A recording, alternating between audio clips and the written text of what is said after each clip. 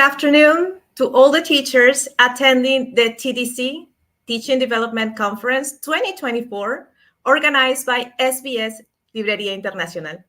In this new edition, we meet again through the hybrid format, using tools that allow us to meet with colleagues connected from different parts of our country, such as Arequipa, Cusco, Trujillo, Piura, Chiclayo, Tacna, and other parts of the world as well.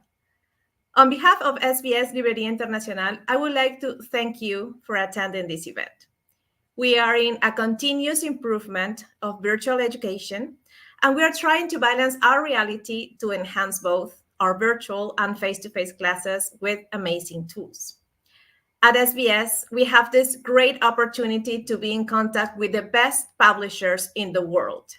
And this makes it possible for us to bring together in a single event some of the best international specialists representing their publishers and institutions, bringing with them knowledge that has been developed in different parts of the world and to apply it successfully in our English teaching here in our schools, institutes, universities, cities, and countries.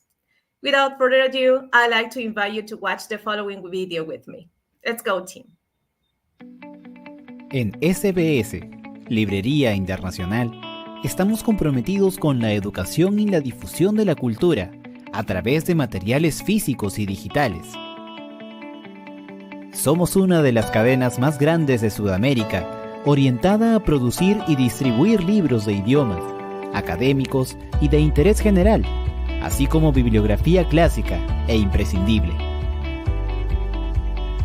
Hemos consolidado nuestra presencia en Perú con librerías ubicadas estratégicamente en Lima, Cusco, Arequipa, Trujillo, Piura, Chiclayo, Iquitos y Huancayo.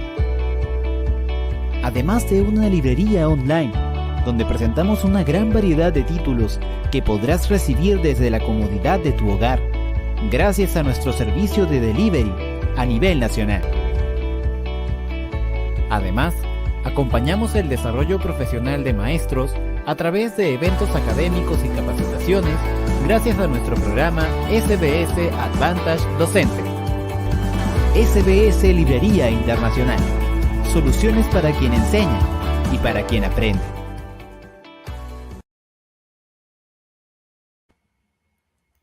So now we're ready to start the TDC, but we're gonna do it watching another short video. En el dinámico mundo de la enseñanza de inglés, los maestros siempre han sido la guía clave para el desarrollo de los estudiantes. Pero, ¿qué sucede cuando abrazamos el cambio y nos abrimos a nuevas posibilidades? El mundo está evolucionando rápidamente y la educación debe seguir el ritmo de esta transformación. La tecnología se convierte en la herramienta que desbloquea el potencial de cada estudiante, permitiéndoles explorar y aprender de maneras nunca antes imaginadas. Las distancias se reducen y las conexiones se fortalecen. En este contexto tan cambiante, el aula física y el espacio digital se fusionan de manera innovadora, expandiendo las oportunidades de aprendizaje. Pensando en quienes valoran la capacitación y mejora constante de sus clases, SBS Librería Internacional presenta cada año el TDC, un evento académico dirigido exclusivamente a docentes de inglés. Con la participación de destacados speakers nacionales e internacionales, representando renombradas instituciones ligadas al mundo educativo. A todos los maestros que construyen el futuro una lección a la vez, les decimos, bienvenidos al TDC.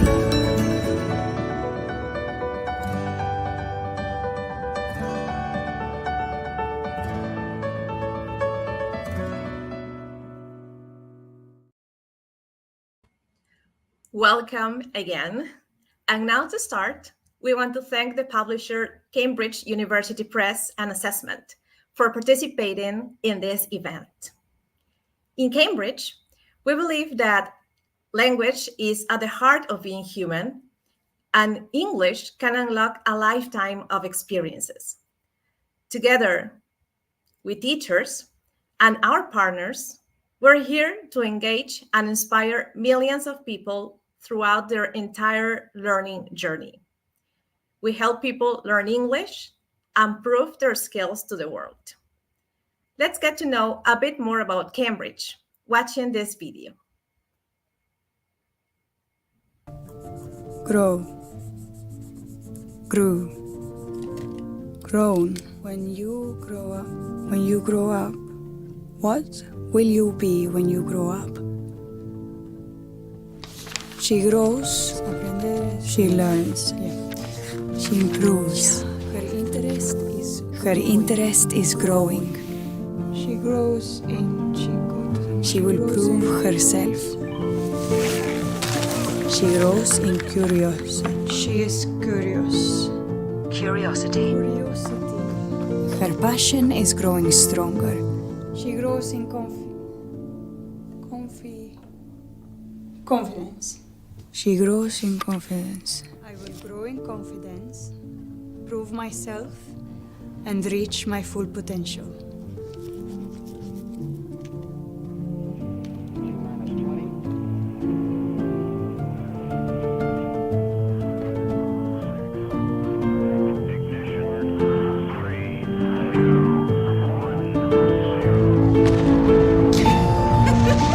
This is where ambition grows, where potential grows, and where your future grows.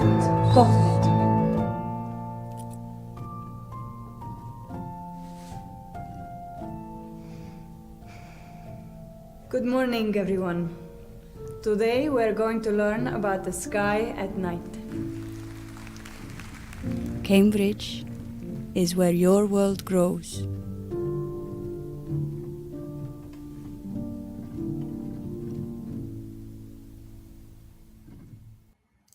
Excellent. Now I want to welcome our first speaker of the afternoon, the renowned international speaker, Pablo Toledo, with a topic, Teaching, Learning, and Assessing English in the Age of AI. Pablo Toledo is an English teacher and a teacher trainer from the institution Joaquin V. Gonzalez. He holds postgraduate advanced certificate in educational assessment from the University of Cambridge and a diploma in education policy from Universidad Torquato di Tella.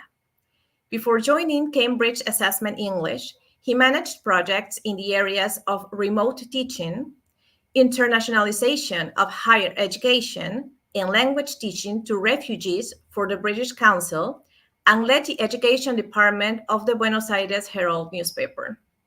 He is the president of LAALTA, Latin American Association of Language Testing and Assessment. Thank you, Pablo, for being here with us. Thank you, Geraldine, for the invitation. Thank you to the whole team at SBS.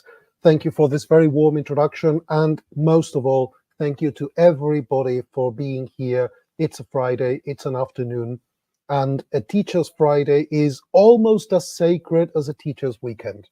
But because we're teachers, we decide to spend that time learning and developing ourselves, which is the amazing thing about us. But I am incredibly grateful that you have chosen to spend that time with whatever it is of value that I have to say. And the topic we are talking about today is the topic everyone is talking about today. All of a sudden, it's incredible. 2 years ago, you went to a teacher's conference or you looked at teacher sessions and nobody was talking about artificial intelligence. People were talking about technology. Of course, we were still talking about things like teaching online and educational resources. Those things have always been with us. But the topic of artificial intelligence was not something that we really talked about a lot, that you heard many people mention or comment on. And and all of a sudden, the whole thing exploded. What happened? And what does it mean to us teachers? This is basically what we are here to talk about today. So, without further ado, let me start talking about the topic at hand. And the topic at hand is teaching, learning, and assessing English in the age of artificial intelligence. So, of course, I began my research with artificial intelligence for this session, and I wanted to have some interesting pictures to illustrate some of the points I will be talking about. So I asked Copilot, which is a Microsoft AI that can do a number of things. I asked Copilot to show me an image of an English teacher in Peru in their workplace. This is the first image that I saw. I don't know. I mean, maybe something about the background says Peru. I agree. I mean, maybe, but definitely that man is a bit strange for a Peruvian teacher. I mean, looks unusual. I have had the privilege of meeting many Peruvian teachers. I have had the privilege of meeting many teachers across Latin America. I have never seen a teacher that looked quite like that. But then it gave me a woman, and again, not particularly, there is something here. This one, at least, the third image, well, I said Peru, and suddenly there are flags. And if you look at the decorations in the background, there are things there that, talk about Peru. I mean, or at least have the national colors, or have some typical elements or elements that you do associate with Peru. Still, I don't know, again, I don't know many teachers who go to school wearing something like that. With a tie, and that it's something looked off. So I said, maybe it's because I'm asking about Peru, and maybe I'm more familiar with Argentina, my own country where I lived. So I changed the prompt and I said, okay, show me an image of an English teacher in Argentina in their workplace. And it showed me this. So, first of all, I don't know what that thing in the background is, what that language is, but it doesn't look like English or Spanish or Guarani or Quechua or Mapudungun or any of the languages that I know are spoken in Argentina. Actually, I don't think it looks like any human language. Then there is the poncho thing again. And there is something in this image that is off, but it gave me a number of images. It gave me other ones. But apparently there is a poncho obsession, and the background thing still remains. I mean, I don't know what that thing in the whiteboard is. And there is something about the intense look of those learners, those children, that kind of creeps me out a bit. All those teeth in the smile, all those things. It's almost like it's a horror movie and they're about to jump at me. And then I said, okay, but what about guys? And no, it did give me an image of a man. It seems to be some kind of nephew or the eldest son or the youngest friend of the Peruvian teacher in the previous ones. The classroom that they're teaching in, let's call it a classroom, looks kind of the same, with the kids and the whiteboard. And then he's got the same sense of fashion as the ladies, apparently, with all these colorful poncho thing going on. I mean, I'm not bashing it. It looks kind of stylish, but I don't know. It doesn't scream Argentina. And then I said, okay, there may be something about, the colors and the clothes that isn't quite working. So I said, okay, show me those images with a different outfit. And then it showed me this female teacher. And the first thing that came to mind is, I thought I was Peruvian. This is definitely a very close relation of the Peruvian teacher that was shown. But now she seems to have migrated to Argentina. And, well, they're on the desk in a classroom, and there is an apple, because an apple for the teacher. There is a laptop, so probably she's looking at Cambridge 1 and checking, preparing lessons and doing all the amazing things you can do in Cambridge 1. There are 2 calculators, because what English teacher doesn't have a calculator? And in case she runs out of apples, in the desk behind her, there is a spare apple. Okay, but then it showed me this image of a male teacher. Interestingly, he's got, just like the Peruvian teacher had there was in the background or somewhere in there was a Peruvian flag. Now he's holding an Argentine flag, and he's got this thing in his lapel which I don't recognize. I mean, I don't know what that is. It looks like the prices they put on bulls at the rural exhibitions. It looks like nothing I know. Definitely something odd. And then in the background, you can see that there is a whiteboard again, but it looks weird. And there is a globe for some reason. But actually, this one was worse. Everything about this picture is, well, let's just say that it's wrong. At this point, I mean, I don't know what those three people in the background are supposed to be: teaching assistants, students, something, because the clothes they're wearing, how similar they look. It's almost like this one is definitely a horror movie. And the guy in there looks like a caricature of Albert Einstein or something. And the clocks are not showing the same time. And everything about this picture is creepy. Let's just say creepy. At this point, I said, fine, whatever, just give me an image of something, anything. And it gave me this, which is, I agree. I mean, I love this one because we teachers, we are angels. We are saints on earth.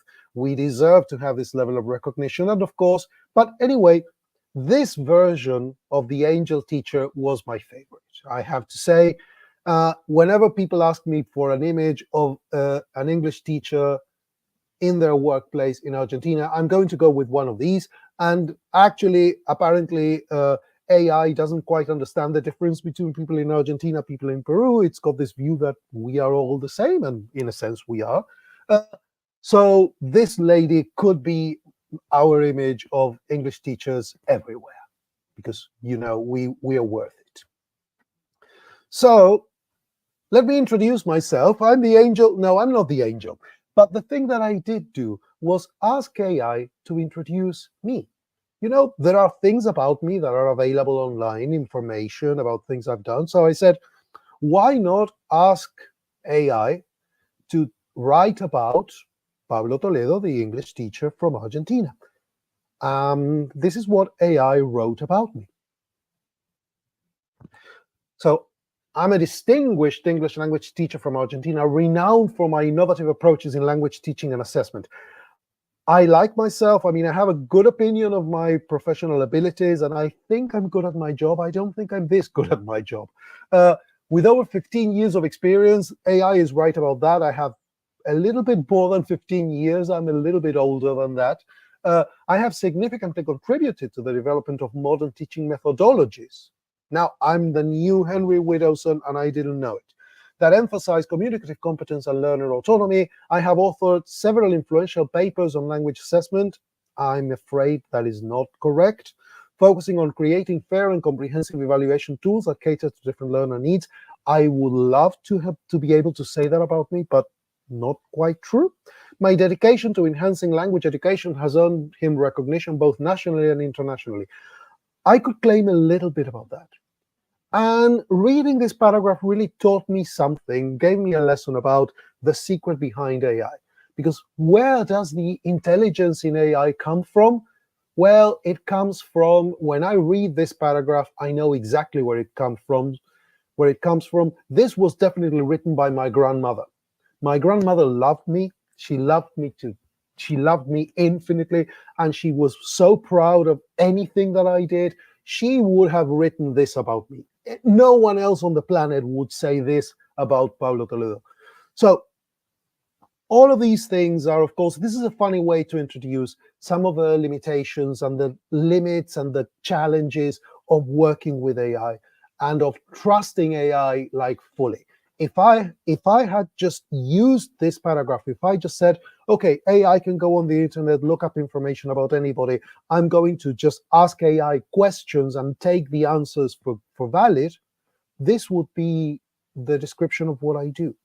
And it is accurate to some level because I told AI about Pablo Toledo, the English teacher and language assessment expert. but there is something here that is, the information here is still not reliable.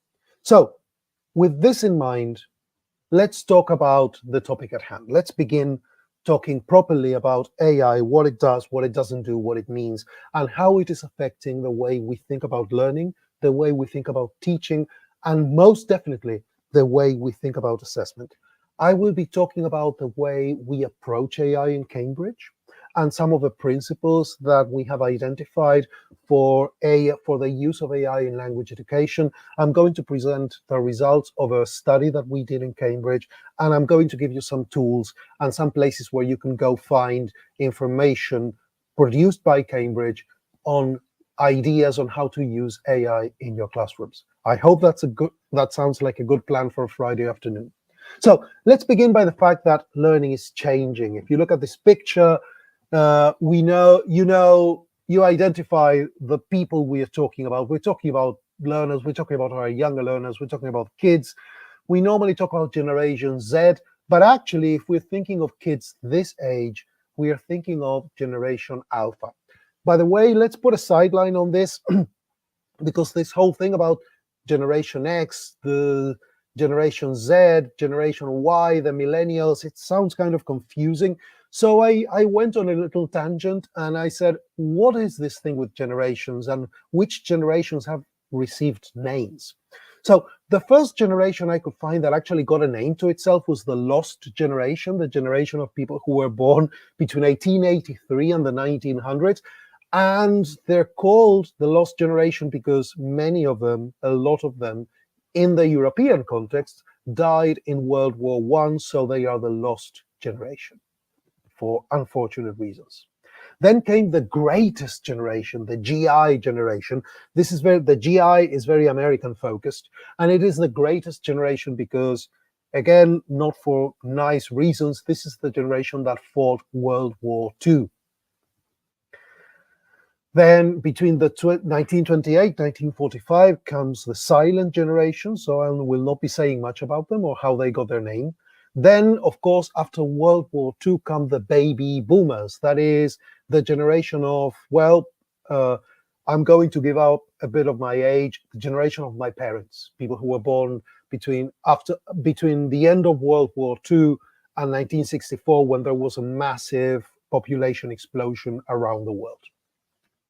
Then Generation X, the best generation of all, my generation, Go X, named, by the way, by the writer Douglas Coupland, who wrote a book called Generation X and started this whole thing of giving generations, of naming that generation Generation X. And we just rock. Generation X rocks. Those people in the audience who are Generation Xers, you've got my loyalty. After Generation X came, yes, the millennials, Generation Y. We think of millennials as being young people, but millennials were born between 1981 and 1996, kind of, which means that the youngest millennials are now basically about to turn 30, so not that young anymore. And the older millennials kind of overlap, let's just say they're 44, so not looking that young anymore. So those are the millennials. And after the millennials, yes, came the Zoomers or Generation Z, which is from 1997 to roughly 2012. So these are the kids who are like the older kids in our middle schools, our older students if you work in schools. And then, yes, nowadays you hear people talk about Generation Alpha between the early 2010s into now. And then, I don't know, I guess after Generation Alpha, which restarted with a different alphabet, we're going to get a Generation Beta. And in 100 years, there's going to be a Generation Aleph or something. We're going to find new letters or new alphabets or something else. But anyway, this was an aside, an interesting language note. But what characterizes Generation Alpha, our younger learners? Generation Alpha were born along with iPhones, with iPads, with applications. They don't know, nor can they imagine, a life without these things in their hands. And this is why the picture of these three Generation Alpha kids, each of them has a different device in their hands. can be a PlayStation, a mobile phone, an iPad, but there's always something there. And some characteristics of Generation Alpha that we can see in our classrooms. They are the screenagers, borrowing a term from Ben Goldstein, my colleague in Cambridge, who has been to Peru twice this year, which is, wow, you're lucky. But he talks about screenagers. Everything is one click and half a second away, always with a screen, zero patience for waiting for information. That's just an alien concept. Always connected, because you're always talking to somebody, chatting, sending a message, receiving a message, looking at this, checking out that, but always disconnected with the things that are around them in the physical world too. Always connected, yet in some ways more lonely than other generations. And then attention span, who needs that? You know, it's got to be grabbing, it's got to capture my attention for the next 15 seconds. Anything beyond that, because we are used to the dopamine hit of shorter texts, flashier images, boom, boom, boom, things coming at us, or at the kids, we see that in the classrooms when we ask them to slow down and focus on things, and it's a habit they need to develop. I call them the hummingbird, and I think of them as a hummingbird generation. Always, hopping from one place to another, zooming around, flashing, boom, boom, boom, and then just hovering next to the flower for 5 seconds, going to another flashy, beautiful flower, being amazing while they're doing it. How do they think of us? I guess they see us a bit like this, I'm afraid. And in the middle of all this, with all of this change, comes in November 2022, a company called OpenAI launches into the masses ChatGPT, which is the first powerful generative AI technology that is widely available, that became a thing. Artificial intelligence as a term, as a notion, started being sort of conceived in the late 1950s. The term artificial intelligence, and the idea of things that algorithms can do, which can take on some of the tasks that we typically associate with artificial intelligence. But November 2022 is when we have the first, this thing about ChatGPT, where it actually feels like one of the first people that talked about artificial intelligence was a guy called Alan Turing. And you probably remember the movie The Enigma Code, with where Benedict Cumberbatch played Alan Turing. And well, Alan Turing developed a concept, sort of an idea, which is now known as the Turing test, which is that machines will have developed something like intelligence. So we can talk about artificial intelligence, where you can have a conversation with something or someone, and you cannot really identify, you cannot really tell if you're having that conversation with a machine or a human. If a person is engaging with an artificial intelligence and they cannot really tell that this is not a person at the other end typing answers or speaking to them. And ChatGPT, in many ways, kind of almost passes, some would say that it passes, that Turing test. You feel, or there are contexts, there are uses in which you feel that you're actually interacting with, somebody, an identity. But where does that develop? What do we mean by generative AI? And I'm going to work with ideas that are available in this book called Engines of Engagement, a curious book about generative AI, which is a recommendation that I got from my Argentine colleague, Vicky Saumel. And the book is available online for free. You can download it as a PDF from the author's website. It is for people who are interested in artificial intelligence as a cultural phenomenon and the impact that it can have. It is a must read. It is a very gripping, very interesting and thought-provoking book. But anyway, definitions which I found in that book. Artificial intelligence is software that does human-like things, such as problem solving, perceiving the world, making decisions, and even learning. Within that big concept of artificial intelligence, there is a subset or a subdiscipline, a subcategory, which is machine learning. And machine learning are systems that can learn from their environment and the information that we feed them. Because the first things that do artificial intelligence look nowadays like things that we use every day and things that we're familiar with, but which can basically, they cannot really understand what they see. They can look for things and they can make decisions if we tell them, like, water the plants if they are if the humidity level is below 5%. If the humidity level on the earth that they are planted in is below 5%, and then 4%, I water the plant, 6%, I don't water the plant. That is artificial intelligence, but it doesn't really learn things.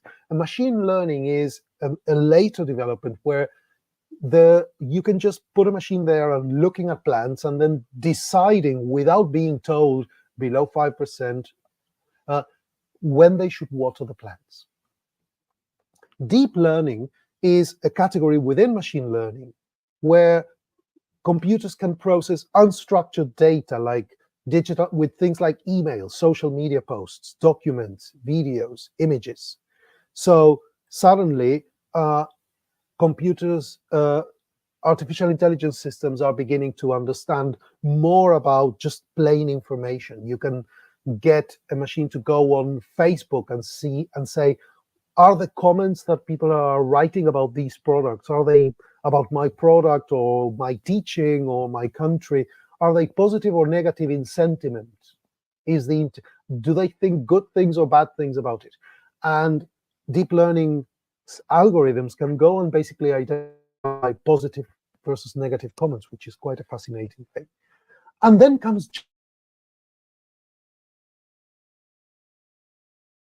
what can GenAI do? What makes generative AI, this new kind of AI that everybody's talking about, different? So there are artificial intelligence models which are predictive. They can do things like identify a photo of a dog. If I show an AI 6,000 pictures that have a dog in them, and then I let the AI process that, and then I can show the AI a picture and say, is there a dog in this picture, yes or no? Predictive AI can do that. Predictive AI can classify a learner essay. If I give predictive AI 5,000 essays written by English learners, and I tell AI, these 2,000 are grade A, these 2,000 are grade B, and the rest, these other thousands, are grade C. AI can look into this massive amount of writing and then classify, and then I can show it another essay, and then it will say, this looks like an essay that should get an A. Predictive AI can do something like that, classify an essay, or find information on a topic. Search engines, Google is basically a form of artificial intelligence. You know how you can ask Google questions now. It's not like, if I want to know the weather in Lima, I can just go on Google and type, what is the weather in Lima today? And Google is just going to show me a window with the answer to my question. And and I can ask even more complex questions, and then it will show me sort of answers that are not always on this correct, but match what I say kind of most of the time. So things like auto markers in assessment or things like search engines are good examples of predictive AI. Generative AI, generative models, based on large, or also known as LLMs, large language models. The difference is that generative AI does not identify a photo of a dog. It creates an image of a dog. I show generative AI, again, 5,000 pictures of dogs, and I say, now draw an image of a dog, or show me a photograph of a dog, and generative AI can generate it, can create it. And again, with learner essays, it goes from classifying learner essays into categories to writing essays or pieces of text, and from finding information of a topic to writing a summary about the key information. Generative AI are things like definitely OpenAI's ChatGPT, Anthropic has Claude, Google has Gemini, Microsoft has Copilot, X, formerly known as Twitter, has Grok, There is a battle for who has the silliest name, but there are a number of them. But the thing that makes generative AI generative is that it can create new information. And then sort of the next step, the next big development, the thing that is going to be like the next revolution in AI is something known as the general world model, which is something that can generate a video of a family out with their dog and just show me that scene, or describe a real world context, understand more of the world. And OpenAI is developing something called Sora that does or tries to do that. So that is Gen AI specifically. So what is the impact of all that on language education? Well, I don't need to tell you a lot about this, but I still will. You see this article from last year, students switch to AI to learn languages. I remember that one of my favorite science fiction books, I am a big fan of science fiction writing, science fiction movies. I just love it. And there is a book by somebody called Douglas Adams, which is called The Hitchhiker's Guide to the Galaxy. And in The Hitchhiker's Guide to the Galaxy, there is a character that comes to Earth and picks up a human and takes the human to travel around the universe. It is a very, very funny book. I very, very strongly recommend it. But anyway, when the alien picks up this human, this guy who's called Fort Prefect, and takes him to another planet, the first thing that happens is that this guy doesn't understand anything because they're speaking other languages. And then the alien says, oh, right, because you don't have the fish yet. And then they take a fish, a little fish, and they stick the fish in their ears. And this is something called a Babel fish. And the Babel fish is basically a fish that lives inside of your ear. I guess it's a really small one. And simply by telepathy and, something, it's science fiction anyway, it doesn't have to be realistic, simply lets you understand any language. Well, there is the idea that AI is going to do that. You see some tourists nowadays trying to do things like using their phones when they go to countries, like a German tourist going to Peru and then just speaking in German to a translation app on their phone, and then just pressing a button, and then Spanish comes out, and then recording and then listening to someone in Spanish, and then hearing that in German. You have things that can do that. Will that replace languages? Will AI replace language teachers? Will people decide that they don't need to learn languages anyway because AI can do it for me? Or that they don't need a course or a teacher because, there is always AI? And this is an even weirder one from the Telegraph, where there is a school that appoints an AI chatbot as a principal head teacher. Now, I have to say, I have seen head teachers in schools that deserve to be replaced by anything. It's not even AI, they could be replaced by a coffee machine. But this sounds a bit extreme.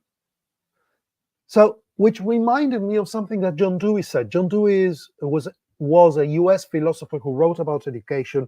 He's the father of concepts like active learning, like inquisitory learning, inquiry learning, project-based learning. All of these things have their roots in the amazing work that John Dewey was doing at the turn of the 20th century, which is really awesome. Please do dig deep into John Dewey, or at least read his Wikipedia entry and then start digging up for more, because he is one of those people that, for us who work in education and love education, he's one of the names that should be on our list. Anyway, John Dewey said, you cannot teach today the same way you did yesterday to prepare students for tomorrow. So can we, as the world changes, the way we teach changes. I mean, for us language teachers, this is very evident, for instance, in the rise of the communicative approach. Why is it that we don't use grammar translation methodologies anymore? Because people are no longer just using languages to read books.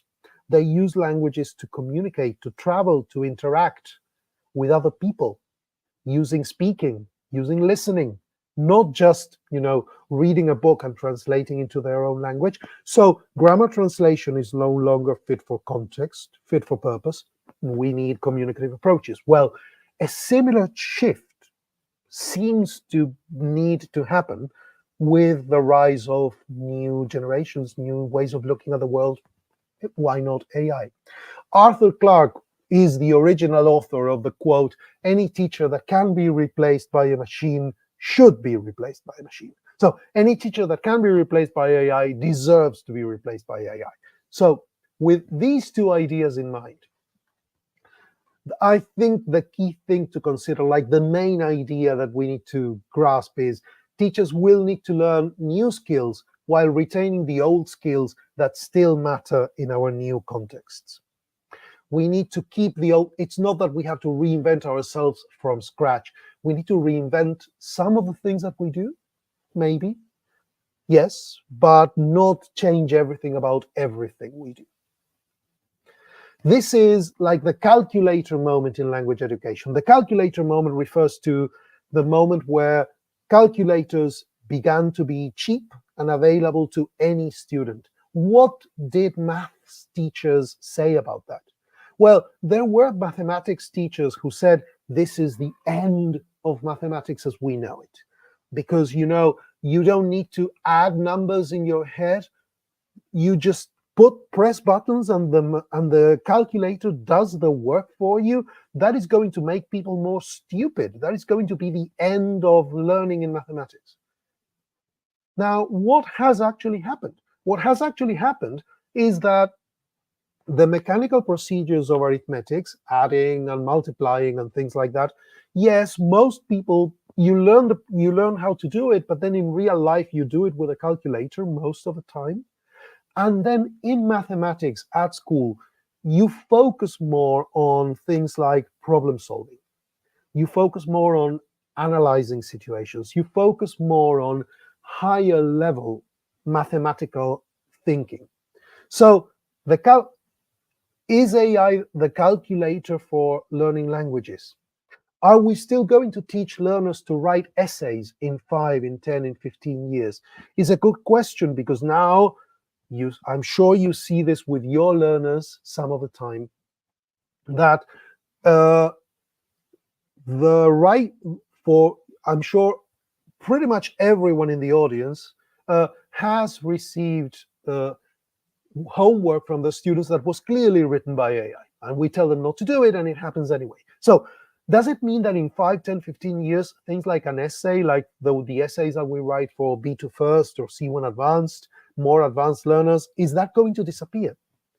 Well, old skills are still important. New tasks and new success criteria is emerging. So it's not so much that we are going to stop working with essays, but it's more like learning and assessment experience will need to integrate skillful AI. So these 4 images represent 4 attitudes, and I'm going to stick with my example of essay writing. So some uses of artificial intelligence will not be allowed, will be banned. Things like, for instance, an end-of-term writing assignment written by AI. That is not going to happen. I'm sorry, guys. Other things are going to be discouraged. Things like writing a research report, something or your homework during the term using AI. That is discouraged. Maybe not such a strong ban as the one for the end of term writing assignment, but definitely not something that is okay, something that is going to get you into trouble. Some uses of AI may be encouraged and even expected. Things like using AI feedback to improve an essay. If you have seen some of my sessions about writing in the past, you may have heard me talk about Write and Improve, which is an AI tool that Cambridge has made available 10 years ago, pretty much, 9, 10 years ago, in which students can enter their own writing and then get some feedback on things to correct, things that they could improve, how to make this better. Or they can get a task and then they can get... So you can get that students can get that feedback and use it as part of a process writing loop, saying, okay, I'm going to write a new version and I'm going to see if it's better. And then I'm going to write a third version and I'm going to see if it's better than the second, and so on. Using AI feedback to improve writing could be potentially very good for our learners, because this means that they can get lots more feedback before handing in something to the teacher. But the processing of that feedback is where the learning happens. So that could actually be something positive for learning. And some uses of AI will be required. Things like improving an AI-generated essay.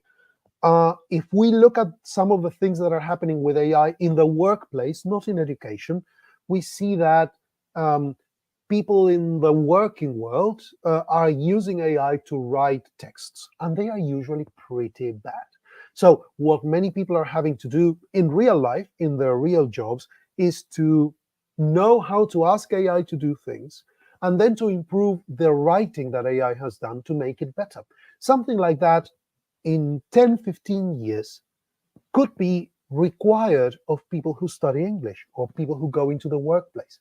And this may be, in the future, something that we develop with our students, which is amazing, because actually it is the use of an editing skill, of a post-writing skill, which is actually a sign of good writing, being able to take a text and make it better.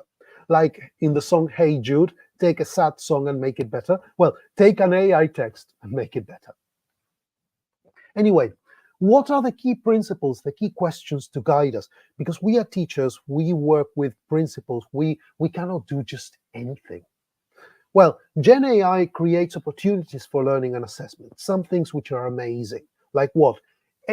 Generative AI can be a study buddy, can help learners in the future.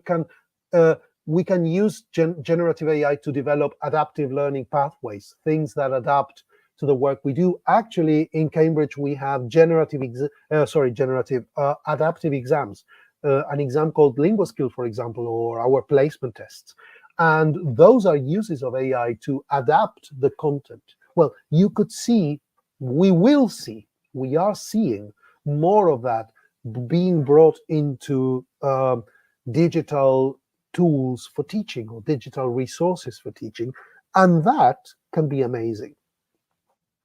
AI can be a teacher's assistant, helping us do lesson plans, helping us give feedback to our learners, not doing the feedback for us, but giving us some help, like the things you can do in Cambridge One, or working with mixed ability classes, creating extra activities, or simplifying texts, or finding new ways to present the same activities.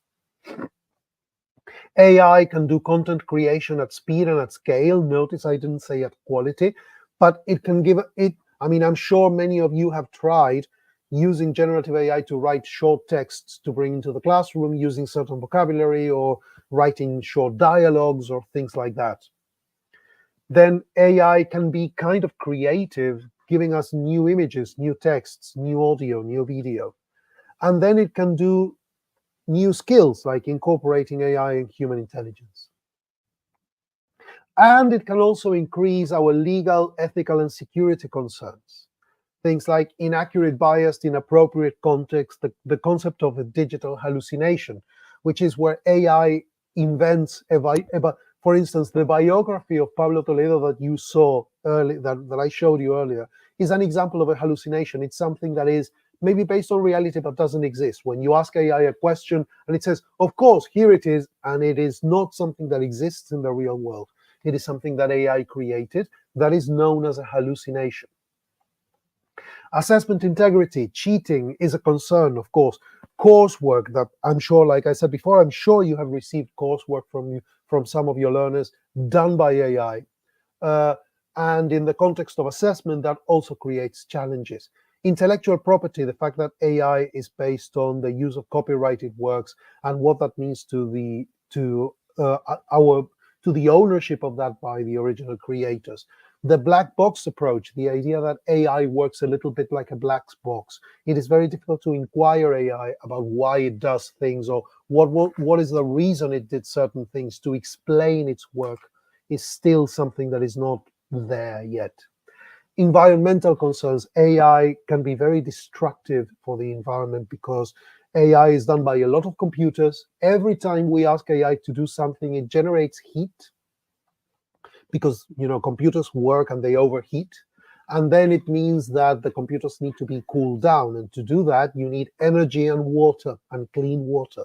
AI at the moment is consuming about the same amount, or is doing about the same.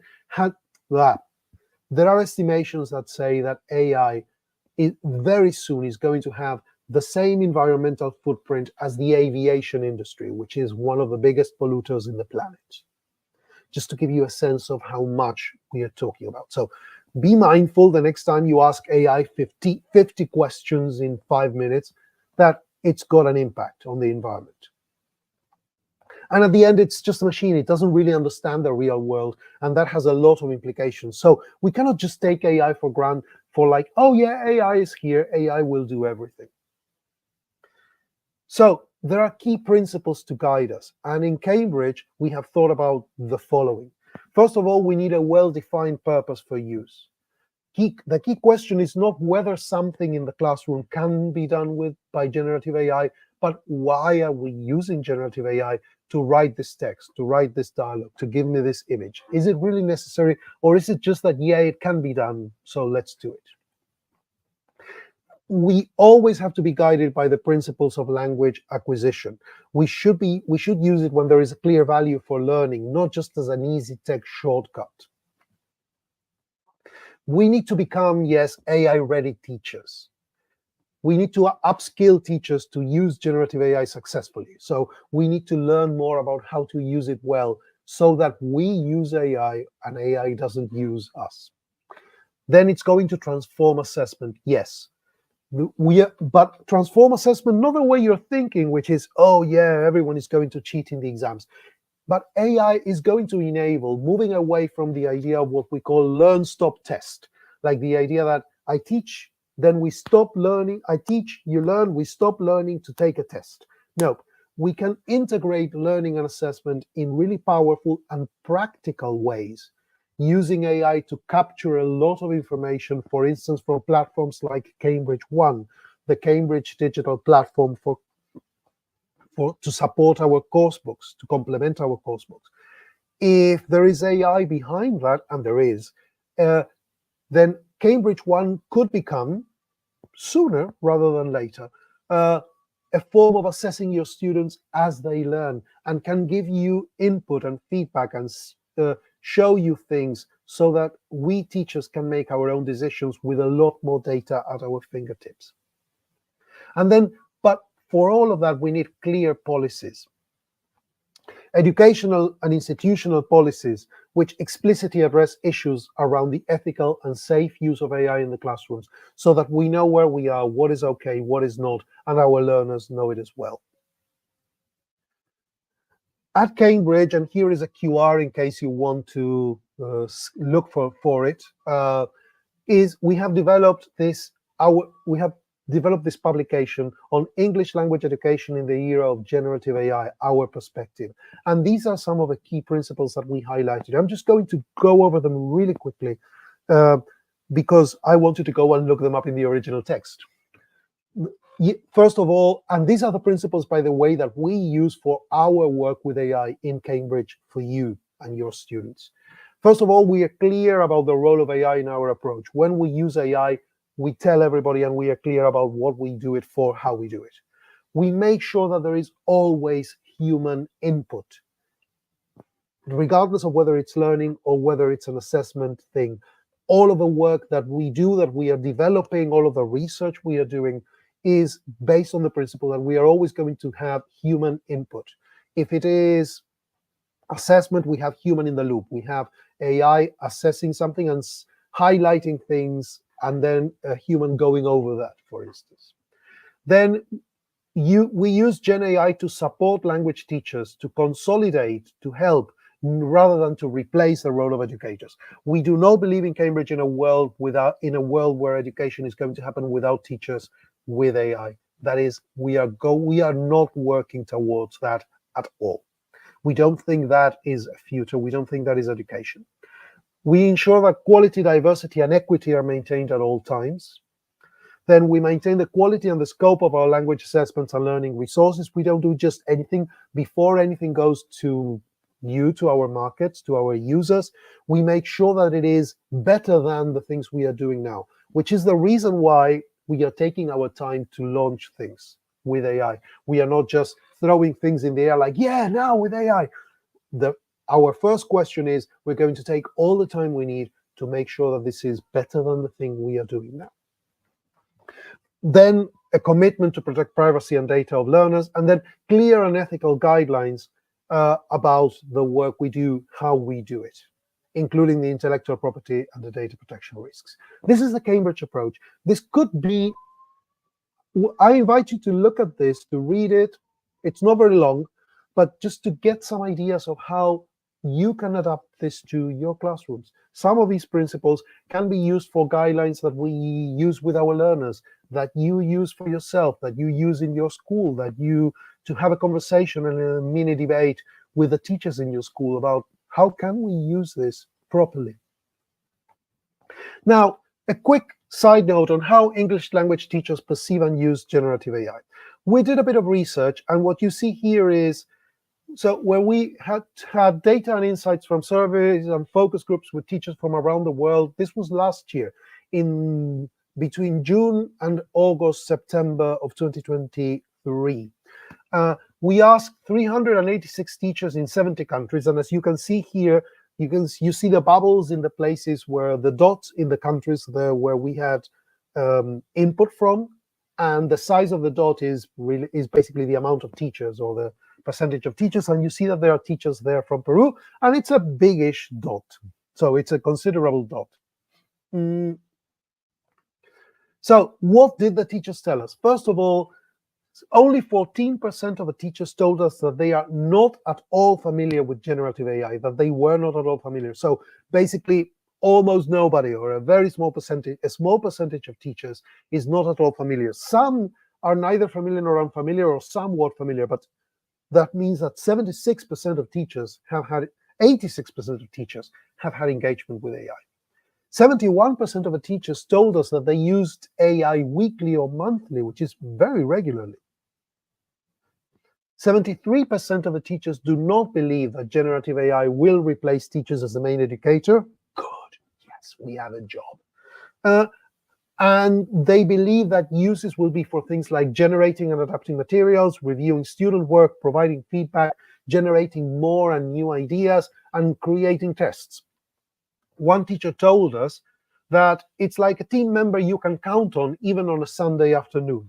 It's like a teacher, like a colleague that can give you feedback anytime you need.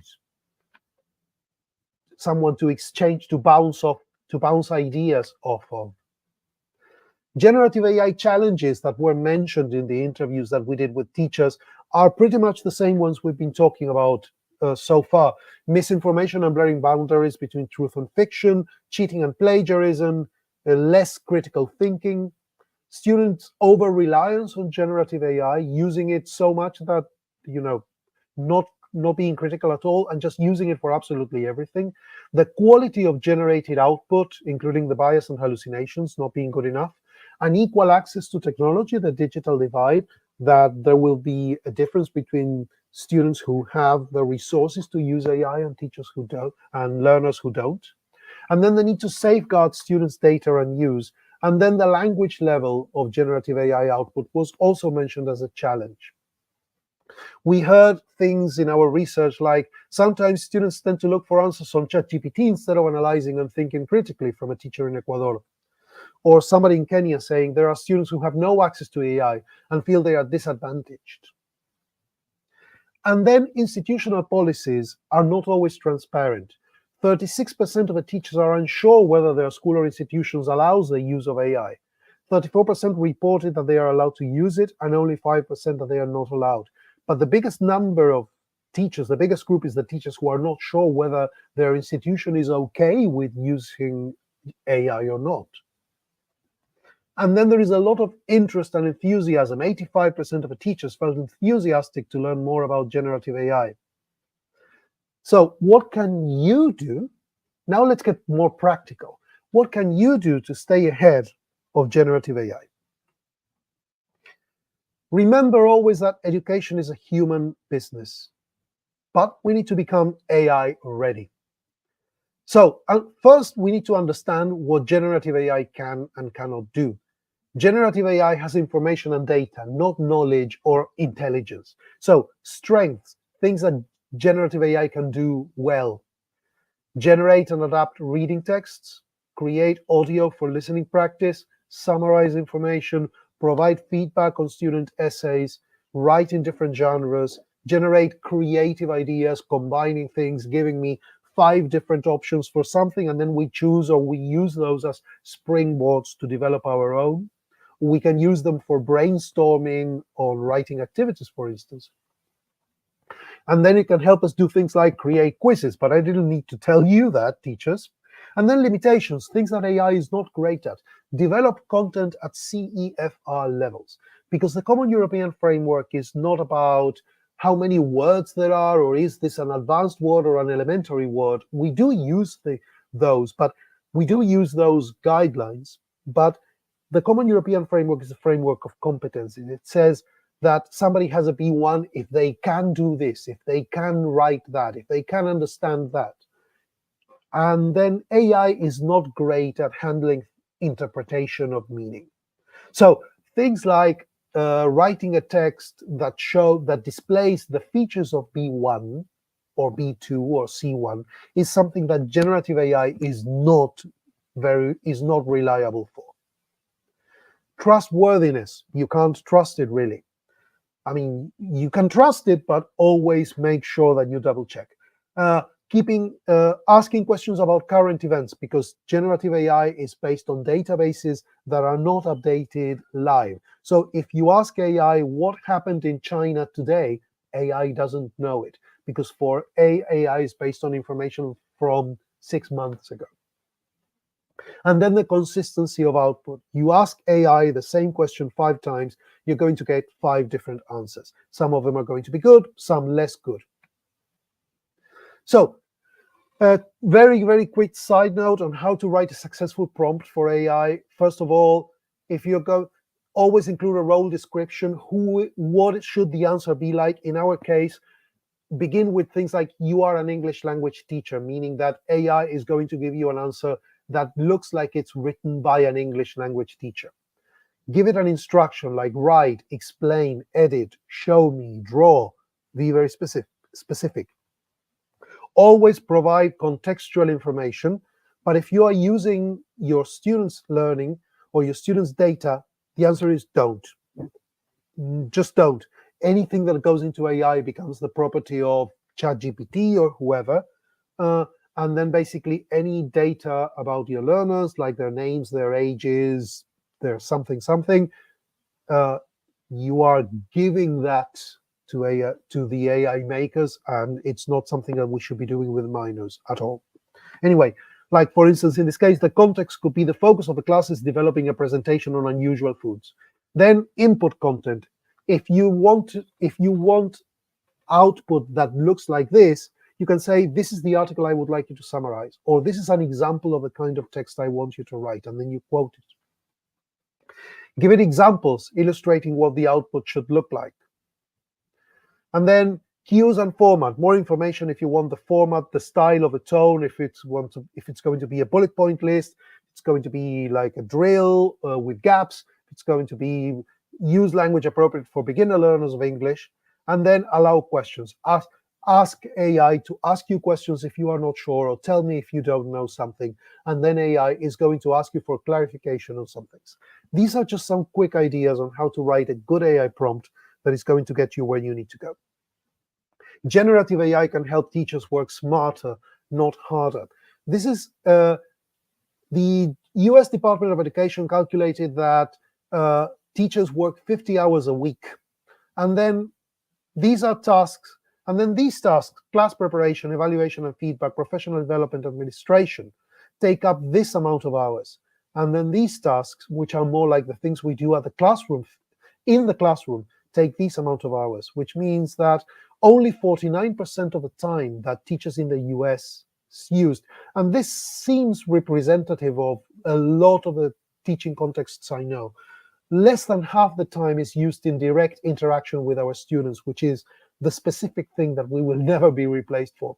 If we can get AI to help with the other 51%, so that we can spend more of our time in the classroom or thinking about the classroom or thinking about our students, then this can be a good thing.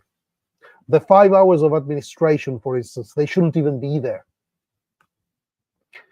Build essential humans. The second thing to become AI ready is build essential human skills that Gen AI can't emulate.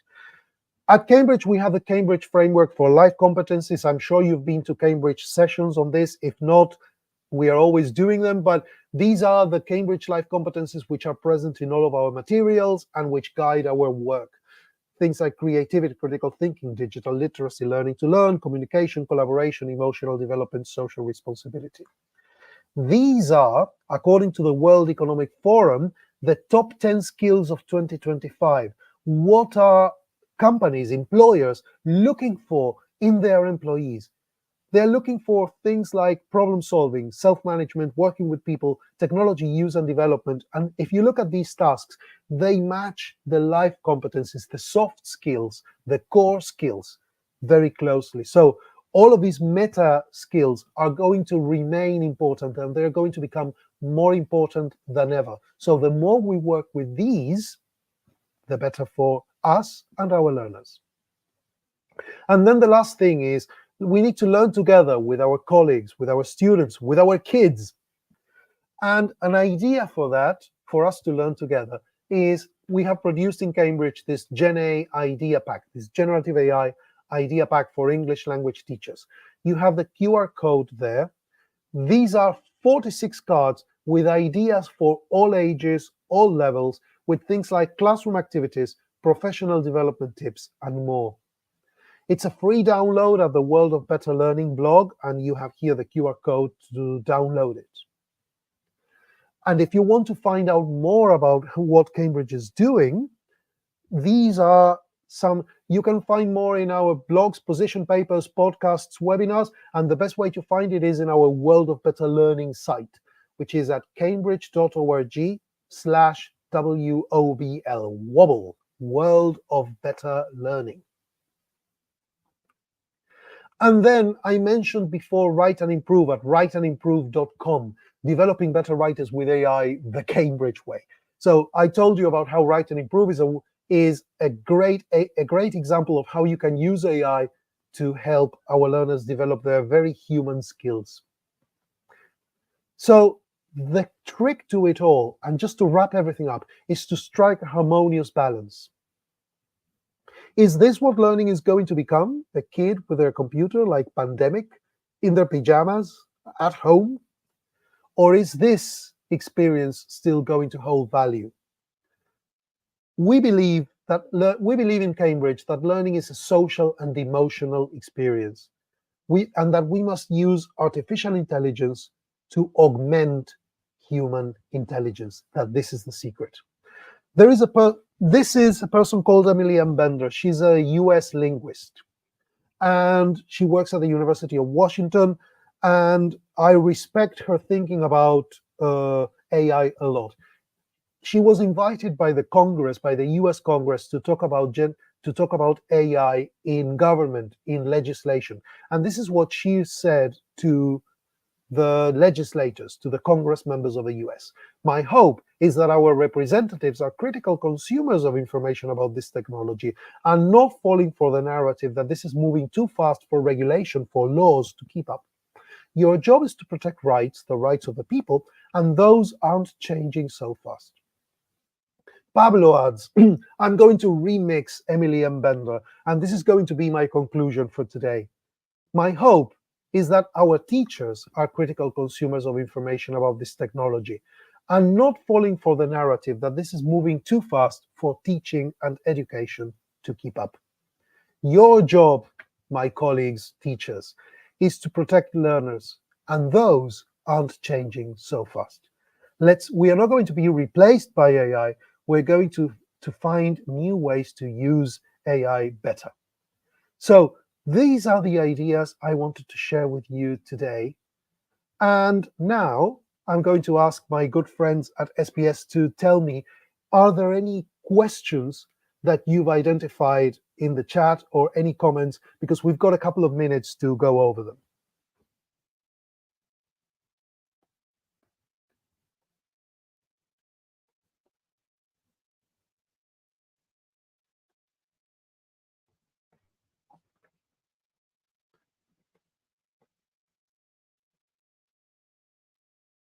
I'm afraid you're on mute, Geraldine. I am. Okay. But not anymore. I'm here with you. Yes, we were checking the chat box. There were a couple of comments, but let's wait for some questions. We had a couple of comments about Write and Improve being amazing and having great feedback. So it's great to know that teachers are already using it. I know I do. We have a question about Speak and Improve. What can you tell us about that? Speak and Improve. Yes, so we have Write and Improve, but we also have Speak and Improve, which is basically like Write and Improve, but for speaking. Write and Improve is a lot more developed. Speak and Improve, we still call it a beta product, which means that we are still sort of testing it and it's getting better all the time.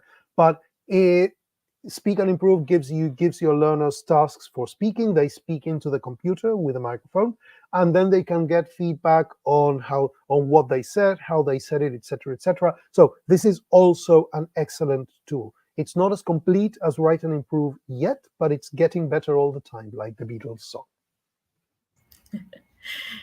As AI is also. Exactly. One of the most interesting things I read people say about AI was somebody who said, well, if you think AI today is not very impressive, remember that this is the worst AI you are going to see from now on. AI is getting better all the time, and AI today is not as good as AI in 24 hours, and it's just going to improve. So yes, it's not good yet, but it's going to be there really soon. I mean, we could say it's good. I mean, it's not perfect, but I think what you mentioned, us getting to know it better, is what we need right now to actually use it. It's like one additional tool, one more thing we have to do. And the problem, sadly, sometimes is that we don't know how to use it. I have to think of dictionaries. Like, they've been here forever, and there are people who still can use Don't it. know what to do with them. I have my favorite examples of the dangers of AI comes from my son. My son studies English at school, and last year he came home with a piece of homework that he was like spending like forever. He was with it for hours. I was like, can you show me that? What is it that you're doing? And the teacher had basically, the only way you can do this is with AI. The teacher had asked AI, they were doing question tags. So things like, my name is, your name is Geraldine, isn't it? So those little tags at the end. And the teacher basically asked AI to produce 150, because I counted, 150 sentences with a gap at the question tag. And she just printed all of those, gave them to the students. Now, I hate to be critical of my colleagues, but that was an example of what not to do. But the problem with that is she knew how to get AI to write 150 sentences. And probably they were great. I mean, and probably they were good. They did the job. I mean, the ones I saw, there were sentences in English with question tags. The exercise was there. The problem is, as a teacher, my reaction is, this is a lot of drilling. This is not a good activity. The problem with that is AI is a tool. You can use a tool to do good things, to do not very good things. And that particular activity was an example of something that, from a teaching perspective, was not the right thing to do. AI is not going to tell you, don't you think 150 drills is a bit too much? But so that is often the problem with tools is not, can I do lots of things with it, but can I do empowering, better, cooler, more interesting things with it? So always be a teacher first. We need to be teachers that use technology, not teachers who are used by technology to do something we never wanted to do or we shouldn't have done in the first place. Thank you very much, Pablo. I think we have to teach AI as well. Thank you very much Absolutely. for joining us. Oh, thanks. Well, before moving forward to our next speaker, I'd like to remind you all that the certificates of attendance to this event will be issued through your email. So if you have not yet registered for the conference, please do so now using the registration link that is in the comment box or in the video description. Remember to enter your email very carefully so that you can receive your certificate without any issues. Okay, that was a friendly reminder. Now we will move on and continue with our agenda. This time we're going to welcome and thank Idiomas Ricardo Palma for their participation in the TDC 2024. Universidad Ricardo Palma, with its motto, Citizens for a Culture of Peace, is a leading institution in higher education committed to educate students to transform the world. Its 55 years of history have made us flexible and adaptable to an ever-evolving world. We promote humanism, a multidisciplinary essence, and well-being. Licensed by SUNEDO, one of our roles is to train teachers of English to open the world to their students by enabling them to communicate effectively in English, the language of the world. So let's find out a bit more about Idiomas Ricardo Palma with the following video.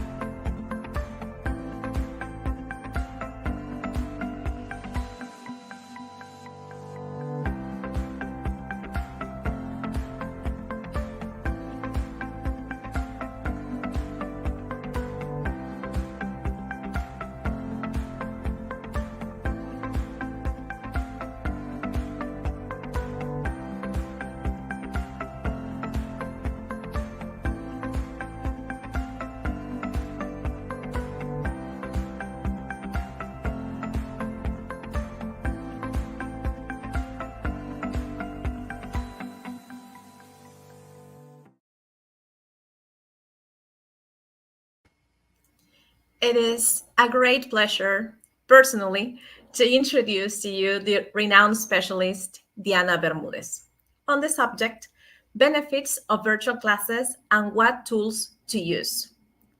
Diana Bermudez is a seasoned educator with over 20 years of experience in teaching English as a foreign language. She holds a bachelor's degree in education and a master's degree in applied linguistics, specializing in the teaching of English as a foreign language. In 2020, she earned her certification as a TESOL teacher trainer, sponsored by Rilo Andes and the American Embassy. Over the past decade, Diana has distinguished herself as a teacher trainer and academic consultant, working with notable organizations such as Richmond Publishing, Berlitz Live Online, and Ricardo Palma University. In 2023, she was invited to present at the ELT Virtual Summit, organized by Ricardo Palma University and Nat Geo, and she shared insights on digital tools for online education. Additionally, she was a speaker at the TDC 2023 conference, sponsored by SBS Más Educación, where she addressed the evolving role of TFL in the era of artificial intelligence. With extensive experience in training teachers from various countries, Diana is deeply committed to sound pedagogy, best teaching practices, and leveraging technology to enhance the student learning experience. Welcome to the TDC again, Diana.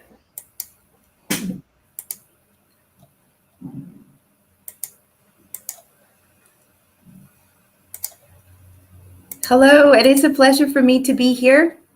I'm deeply honored and grateful. Thank you so much for that great introduction, Geraldine. It's good to see you again, and good to be here this evening, connected with all of you, different teachers from different parts of our beautiful country. It is really an honor for me to be part of this event that gathers, experts in the field, people that you can learn from, like Mr. Toledo that we just listened to, and of course, to share together. That's what teachers do best. We share ideas, we share what works for us, we share also our struggles and what has helped us overcome them. This particular topic is on virtual classes, the benefits and tools to use. I want to make sure that you can see my screen. I'm just checking. Let me see. Okay, here we are. Okay. All right. So for today, what I would like us to do is go over the benefits of virtual classes. Yes, we're going to review the impact of virtual classes on learner autonomy, specifically at Ricardo Palma University. As you probably saw in the video, we have a very humanistic approach. So virtual classes impact on learner autonomy greatly, and of course, promote self-directed learning. We're going to go over digital tools for EFL teachers and students, and of course, we're going to focus on the practical use. So a lot of the things you're going to see today are going to be detailed ways to work with some digital tools that, of course, like Mr. Toledo mentioned, can be enhanced by artificial intelligence. So the first point could be to look at what virtual classes offer, right? According to an article published by the Massachusetts Institute of Technology, MIT, they have a section of MIT called Open Learning that focuses on virtual education. So in this article, they talked about, let's say, all the virtues of virtual online learning. And I gather three main points, three main areas in which virtual education impacts on the students. And so the first one is flexibility, right? Learners complete coursework at their own pace. And now that we have students, for example, we have teachers connected from different parts of the country, they're choosing, from where to connect, depending on what they have to do, besides being here. So it is really, really easy for a lot of students now to be able to handle their online courses because they have this flexibility. It's also easier for students to choose the best time that is more convenient for them. Now, this second point, I think I chose it because I've heard a lot of criticism regarding virtual classes. I've heard a lot of people say that there isn't enough support. However, there is research out there and there is literature that proves the contrary. In the virtual environment, many students report that they created and they found a community. And the reason why is because they had to seek out help. They found people that were in their same situation, their same shoes, trying to learn online. And they were able to share their struggles together, share their difficulties, and find ways to overcome them and share together how they were getting ahead, right? So this network that they were able to create was very motivating for them. They were also reporting that connecting with like-minded individuals also helped them to pursue and finish their online courses, providing, added motivation and support. Now, one of the key, I think, advantages of virtual classes is how it empowers us as students. And I've seen that in myself as someone that completed, postgraduate studies online. Self-directed learning is one of the things that virtual education gave me. Self-directed learning is the idea that students learn on their own with the right environment, guidance, materials, and assignment. And that can happen in the virtual environment, in the virtual classes. And of course, one important element or one important ingredient to be able to be successful as self-directed learners is to know ourselves, to know how we learn better, to understand our preferences, the best time for us to engage with the reading, the best time for us to sit and work on forums, the best places in the house where we will be able to chat or to have our synchronous or live sessions, let's say. All this self-assessment, exploration of what works for us, empowers us and drives our autonomy. That is not only helpful for language learning, but for life. We can extrapolate it to different areas of life. So self-directed learning, and it's something that we can go into a little deeper. Let's go into a little deeper. Self-directed learning. So as I mentioned in the agenda, we want to tap into learner autonomy. So when I studied self-directed learning, I realized that actually the original name, the original way we knew about it was as autonomous learning. And this was a buzzword when I was working in face-to-face language center. We wanted to create projects that will promote autonomous learning. And we created, we studied that, we researched it with our peers, and then we gave presentations about it. But in essence, autonomous learning, I'm going to use one quote from the Common European Framework. They published their book in 2001 on, some research on autonomous learning for them. Basically, in a nutshell, it's just making sure that your students know they learn to learn and they know how they can learn better. So there is a lot of metacognition involved. For them, it is a process in which learners become increasingly aware of the way that they learn, the options open to them, and the options that best suit them. It's like they get this power or this control over the decision-making process for learning. Now, self-directed learning, for just to be maybe a little bit more precise, there are many definitions out there.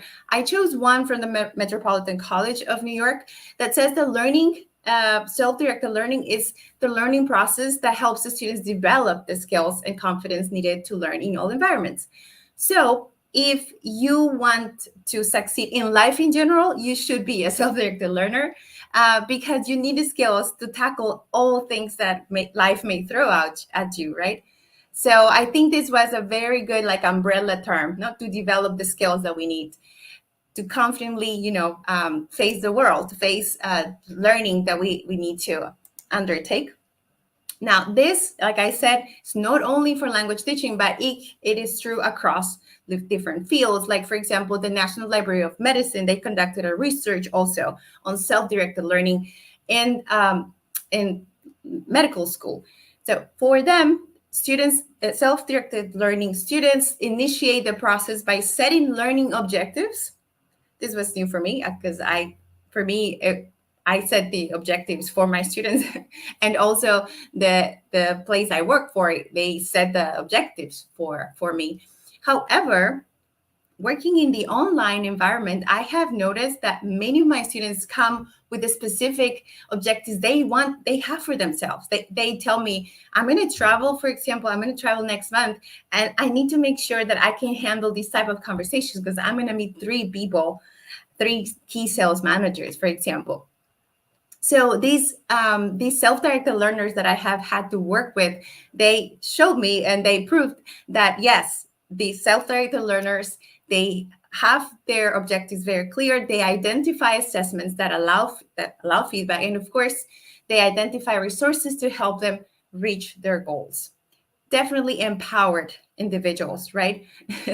Now, what is important for us, specifically for this presentation, is how online learning can drive this self-directed learning that we want in our students and, of course, in ourselves. There is a study conducted by the IG Global, the Journal of Organizational and End-User Computing. So in the world of computing, cloud computing, they put up a study, and they basically mentioned that they were able to identify 3. There were actually more. I think I chose these 3 because for me, they were key for this presentation, especially for the tools that we're going to use later. we want our students to achieve their goals. We want our students to have a clear goal in mind, to have definite intentions, and we also want them to have initiative in our classes. So in the online environment, we can promote that. We can create in our students this desire to achieve their goals. Also, in online learning, in virtual classes, we can see students that are very self-motivated. Many of them choose virtual classes because they don't have the time to attend, in-person lessons, and they have this intrinsic motivation to get ahead. And that definitely impacts their learning. It enhances them. It drives their participation and their willingness to interact. The interactions of people that are highly motivated are really rich and very deep.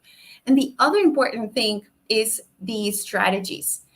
So self-directed learners adopt different strategies to achieve study goals. So they become strategists people. And like I said, I've seen that in a lot of my students, but that doesn't come, out of just our students. It comes because they are in an conducive environment.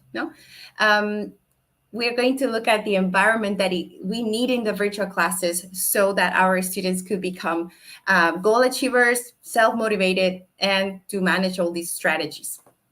So we have a lot of people that we can look up to that are successful self-directed learners. And one of them, and that was a picture I was going to show, one of them is the CEO of X, the founder of PayPal, SpaceX, Tesla, and Neuralink. You probably know who I'm talking about. I'm talking about Elon Musk.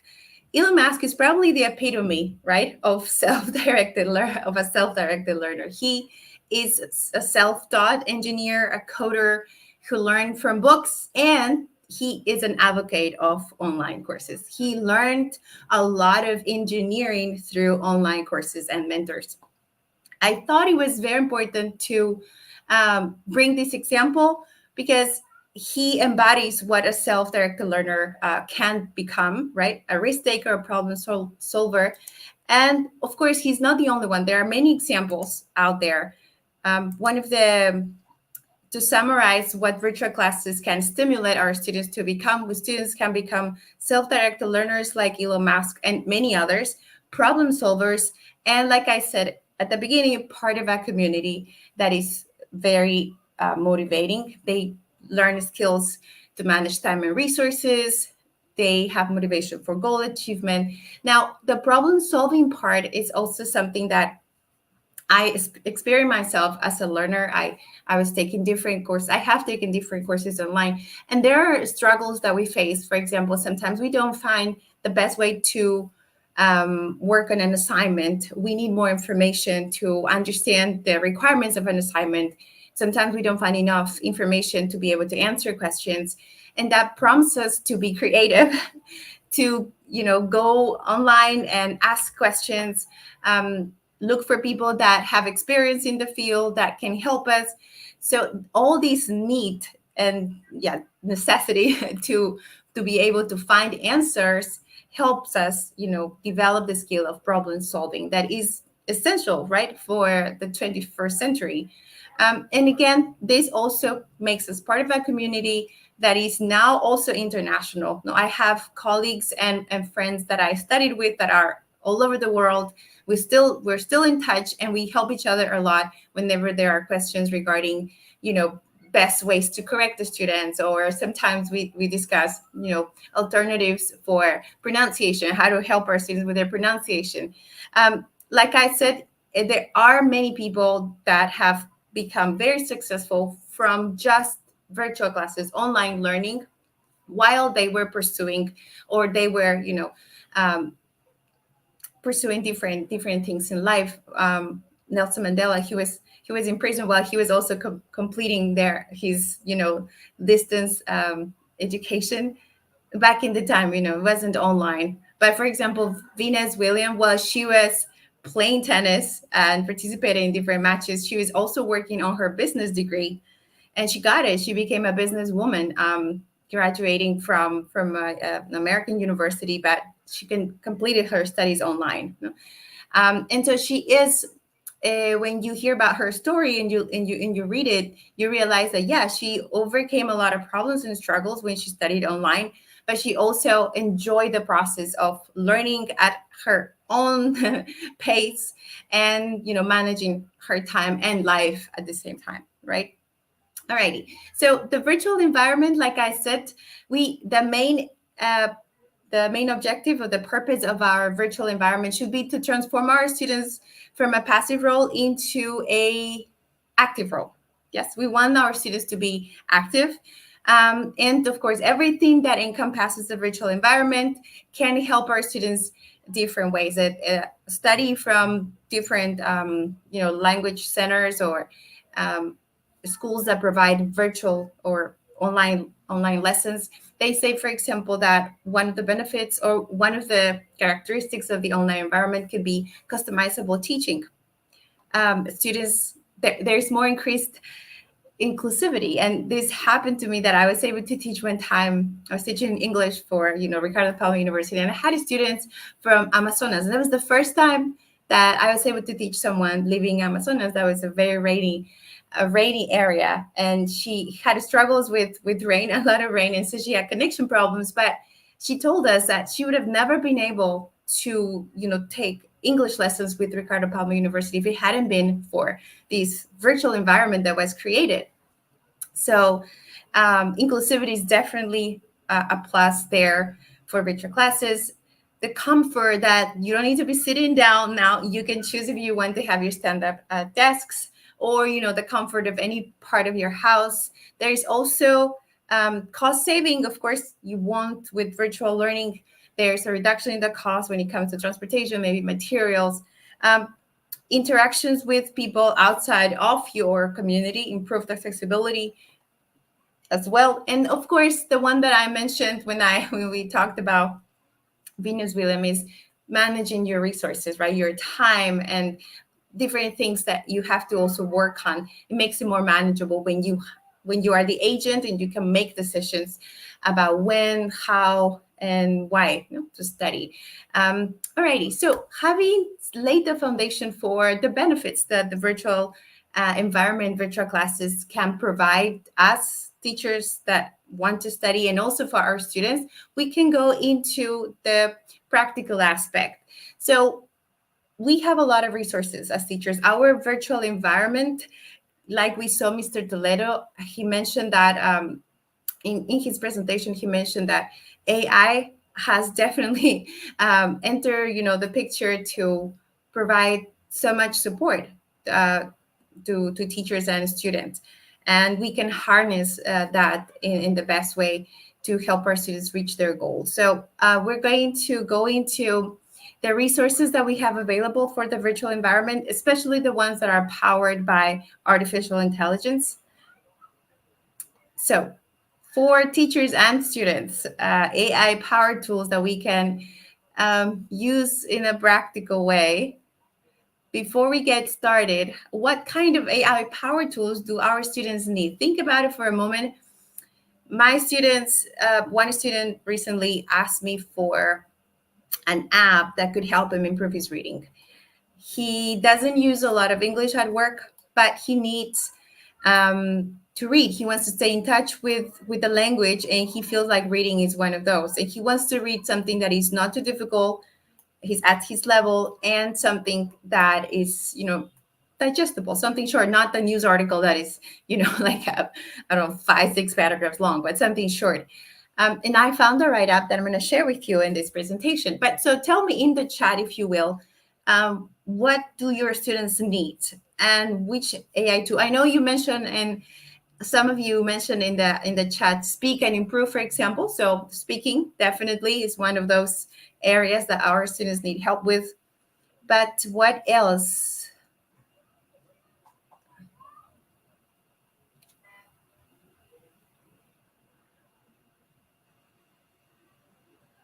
Let's have a look.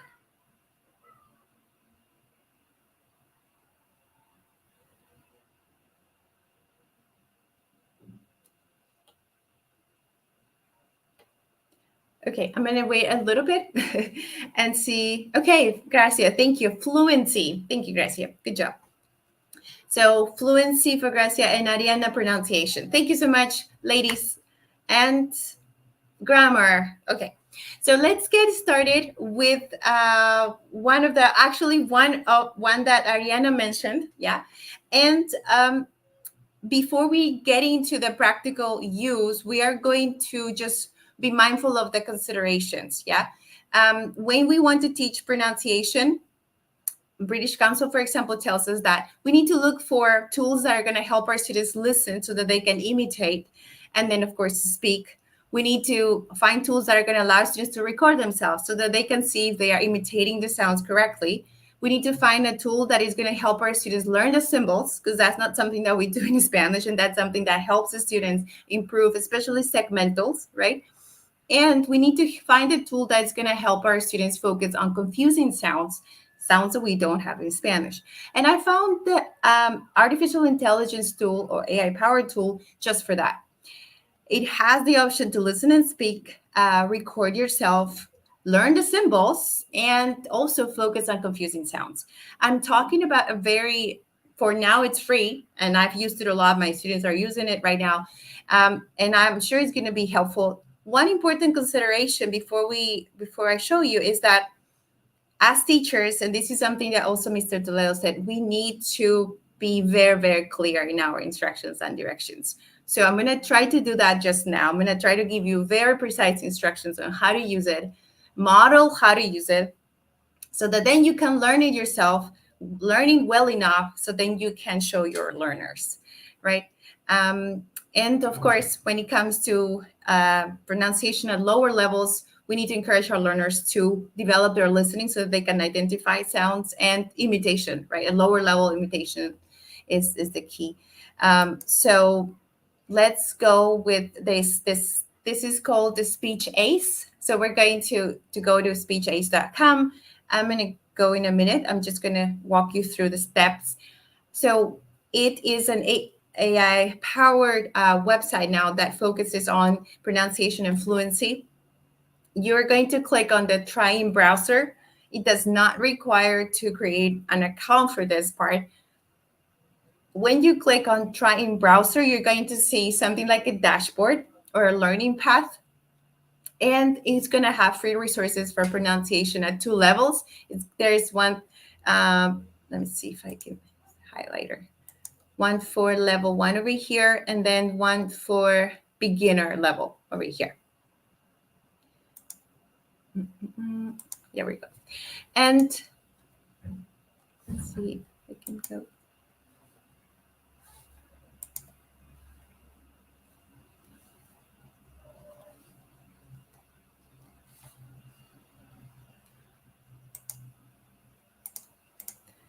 Okay, so if I wanted my students to, at lower levels, to improve their pronunciation of vowel sounds so that they can become familiarized with the vowels, for example, the schwa sound, or the short E and the long E, or the short U and the long U, no?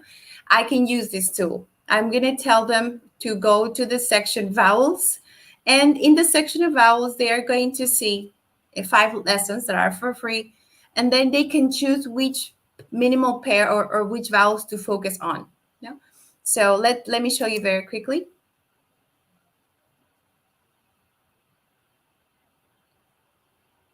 Okay, here we are.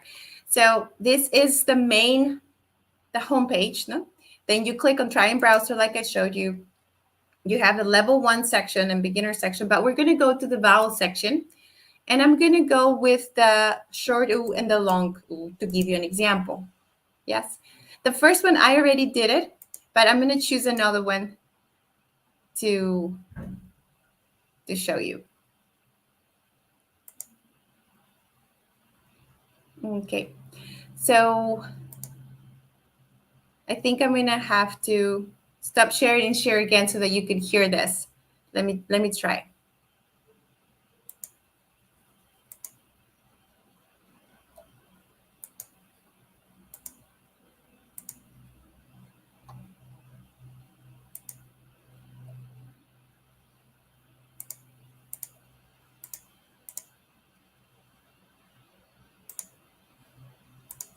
Okay, Cook. I'm going to play it. Cook. Yes. And I'm going to say it. Just allow my microphone. Cook. All right. As you can see, it immediately gave me feedback. 77%. It said select the underlined word to see what you need to focus on. So this is just the percentage of correction, let's say. And over here, I can click on cook and it will tell me what sound was not right. It says that K, I pronounced K correctly. I pronounced the ending well, but not the vowel. So I have to work on it again, right? So let's listen to it again. It's Cook. the short one, as you can see. So I have to pronounce the short O. Cook. Okay, now I got it. So it told me, okay, it's 100%, and I can continue on to another one. And I can do so. So now, like I showed you, the application or the AI powered tool is going to give you feedback immediately after you try it. So if you can right now, go to speechace.com and let's practice. Go to try in browser. Yes, you're going to go to the section of consonants now. Yes, click on consonants and select any consonant you want to focus on that you think maybe could help your learners. Maybe your learners who struggle with the sound or the th or j, for example, or the ch sound. Click on the word click on the play icon so that you can listen to the pronunciation of the word first. And then once you're ready, once you know that you have heard it several times, click on the microphone so that you can repeat and imitate, focus on imitating the sound. You're going to get feedback on your pronunciation right away, but then you can also click on the play icon next to the microphone to hear how you pronounce the word and how close it is to the target. Yes. And then you're going to see once you give your answer, record yourself, you can check how well you did by clicking on the word. And it's going to be highlighted. And you're going to be able to see which sounds were clear and you pronounced them correctly and which sounds you need to work on so you can do it again. Yes, click on the word like I said here. When you try again, then of course you would see an improvement in your score. And you could practice that so that when you have to show it to your students, you can show them, okay, the first time that I did it, it didn't sound, but I listened to it one more time. And then once I got it, I was able to replicate or imitate the sound well, and I got a better percentage. So if you can, yeah, very good. Ariana says very good and easy to use. Yes, it's very easy to use. For now, like I said, this AI power tool is free for teachers and students. So my students have been enjoying it a lot, especially, like I said, for those, like British Council says, those difficult sounds we don't have in Spanish. If you want to share in the chat, if you practice this in the consonants, go ahead and share in the chat how well you did. You can say, for example, I practiced the word cook like I did in the first. I got 77% because I didn't pronounce the vowel correctly. I didn't pronounce it. I didn't pronounce the short U. And then when I did it again, I got 100%. So you can give us that report in the chat. But there are other aspects of pronunciation that our students may struggle with. And this is something I think all the teachers have faced here in Spanish speakers. We struggle with the third person verb endings. We don't have that, I guess, in our language, right? So there is one lesson 6 here. It says provide, lesson 6 is the simple present. So if your students struggle with the simple present, you can tell them, okay, let's go to level 1, go to lesson 6, and let's practice focusing on the ending of the third person verb. So for example, in this exercise is my father, and of course I have to say lives, right? In Guangzhou.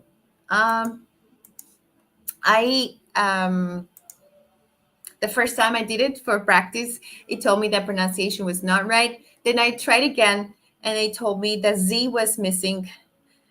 This sound at the end was missing, and also the E was not pronounced correctly. So students will get immediate feedback. And then, of course, if they click on the verb, they will know exactly which sound they need to work on. So if you want to right now, again, you can go to the level 1 section, and now let's say focus on lesson 9, which is another thing that our students struggle with, which is the pronunciation of the irregular verbs in the past. Now we have the 3, we have the t, the d, and the id pronunciation. So sometimes our students struggle to, for example, say helped or cooked. They need to improve in that ending.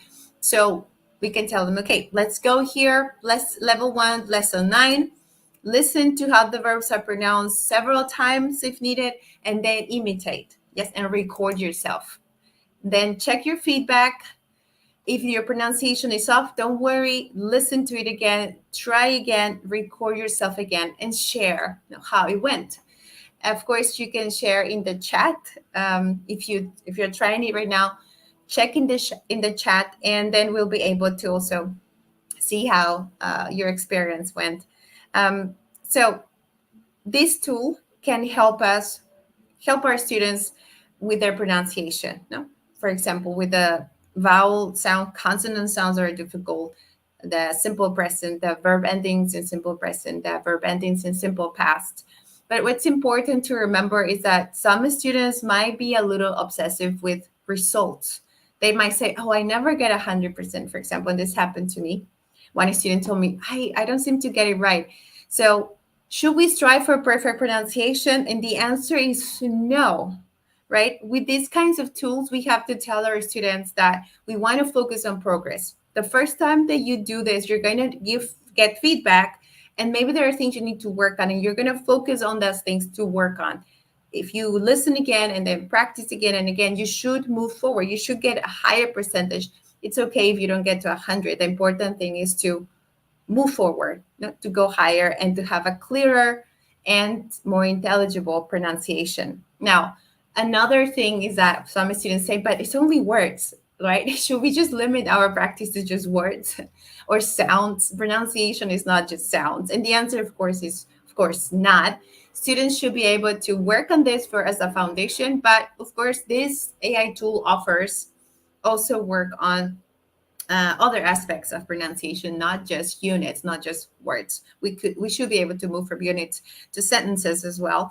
So, this when it comes to let's say speaking practice now, not just pronunciation, this AI tool offers something that I've never seen before, and something that I've been looking for a long time. We have at Ricardo Palma University and the specialization program, at the end of the program, teachers can take the TOEFL test. But before they take the TOEFL, they sometimes ask, for example, I want to know my level because I want to make sure that I'm ready to take the TOEFL. This AI-powered tool can help assess your speaking according to the Common European Framework. There is a section that says take the test, and it's going to focus on pronunciation, fluency, vocabulary, and grammar, but just for the speaking section. So it's not going to assess your writing skills or specific vocabulary knowledge. It's going to listen to you, and based on how you speak, give you feedback and tell you what your level could be according to the CEFR. When you click on take the test, you're going to see about 19 different areas in which the test can be taken. But this part requires an account. So I had to go ahead just to be able to understand how these work. I had to create an account. I created an account very easily, and then there was an avatar, an AI, like a chatbot, but with an avatar that asked me to test my microphone first. And then I chose I remember I showed you over here that it had different areas. I chose jobs to have the test on.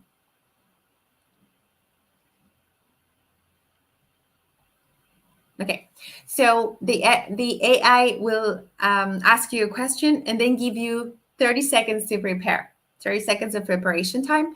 And this is something that happens in the real test. If you've ever taken any of the Cambridge or, TOEFL or Michigan, you know that there is preparation time of about 30 or 40 seconds and then 60 seconds to give your answer, right?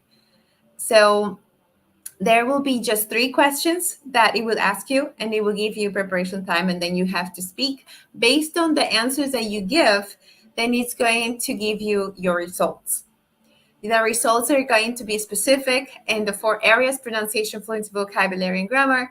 And then it's going to tell you what the CEFR level you reached, and per category or per skill, let's say, and also per question. So it might say that you reach C2 in question 1, but C1 in question 2, and maybe B2 in question 3.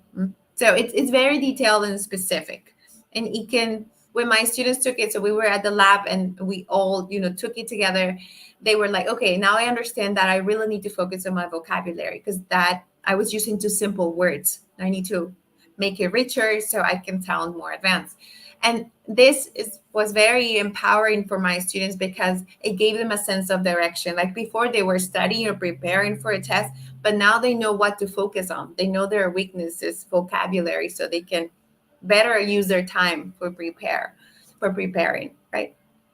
So that is one of the ways that speechace.com can help our students. And that one way that artificial intelligence can also help us as teachers if we want to prepare for an international exam. Yeah, it's really amazing. Very good. So I just want to comment on what David said. David said he practiced wanted and he got 87%. Was missing. Very good job, David. That's exactly what you want to do. And then you want to show your students, listen, this is what I did, and I got 87%, but I'm going to try again. I'm going to try harder with that sound at the end so that I can get a higher score. So that practice of striving for more, moving forward, that's what we want. So another important aspect of speaking, and that's something that one of our teachers also mentioned, I think it was Gracia, that said fluency. Fluency development nowadays is something that our students struggle with. And before, we used to think that there weren't enough or there weren't any AI power tools to really help with speaking, because what was lacking was the interaction, right? To be able to get feedback and move forward in our conversation. But now AI has moved forward so much that the way it can impact fluency has really transformed, I would say. Before we look into the AI power tool, we have to remember that fluency encompasses a lot of things. And we look at research, and we have to also look at what Mr. Toledo mentioned about the importance of methodology and pedagogy, and what literature says about how people learn languages. And in this case, what does fluency entail? Okay, so the experts in the field tell us that one way to define fluency is by examining aspects of speech. And one of these aspects is not part of fluency. And that is speech rate is part of fluency, right? Pauses is part of fluency. But let's have a look. Length of speeches between pauses is also part of fluency, but accuracy is not, right? So if you're looking for AI power tools to help your students and they have grammar work, that's not going to help your students with their fluency. Yeah. So just for you to know, because I've seen teachers ask me, okay, I want my students to improve their grammar and fluency, but they don't really combine. We have to use a tool that is going to help our students with the speech rate, pauses, and length of a speech between pauses. That is a fluency focus. And if we want our students to focus on their accuracy, that's going to be a separate tool, and that we have a specific focus work, on structures, right? Now, speech rate is something that we also can quantify. If you look into the Common European Framework, for example, the A1 students, they can speak 60 words per minute or less. A2 will be 80 words per minute or less. B1, 100 words per minute or less. And B2, 120. So we have to look for AI power tools that can help our students with these numbers so that we know they are becoming fluent or they have a good level of fluency, etc. And guess what? Speech Ace has just this. This is what we've been looking for all this time that I could provide before. But for me, for example, as a human, it was really hard to quantify how many words my student was giving me whenever I was, interacting with him or her. But the artificial intelligence can do it and do it. I trust it in the sense that I think I can trust it. But of course, I mean, there could be a margin of error. But what I have seen, it seems pretty accurate. Another important thing to consider before we look at the tool is that fluency is the speed of flow of language production. So there has to be a good speed of flow, right? And it also means that a student needs to be able to control language items.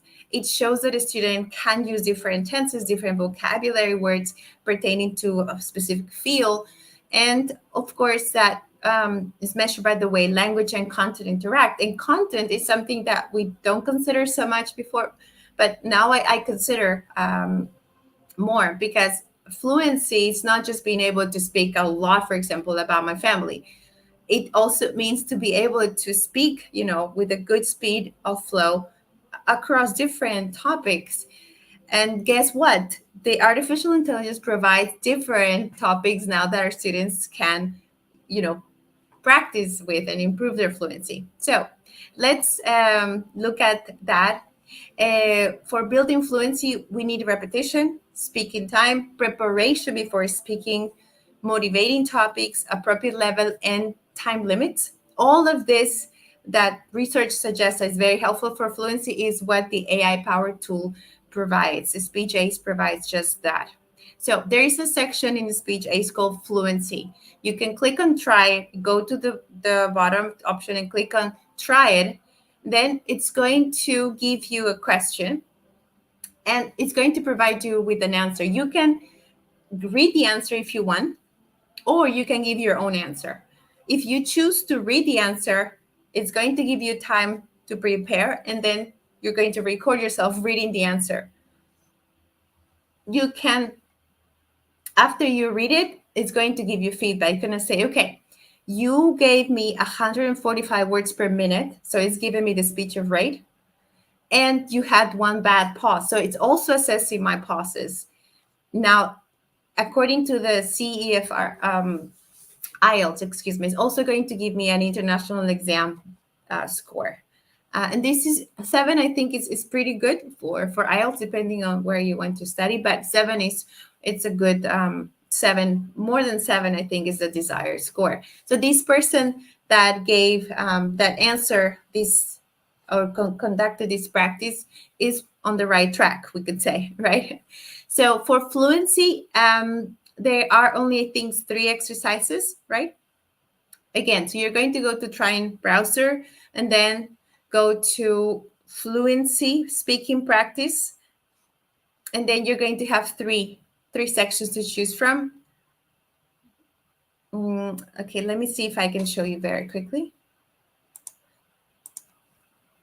Speech Ace over here, Try in Browser, go to Fluency, choose one of the topics, and you're going to answer, right? Answer over here.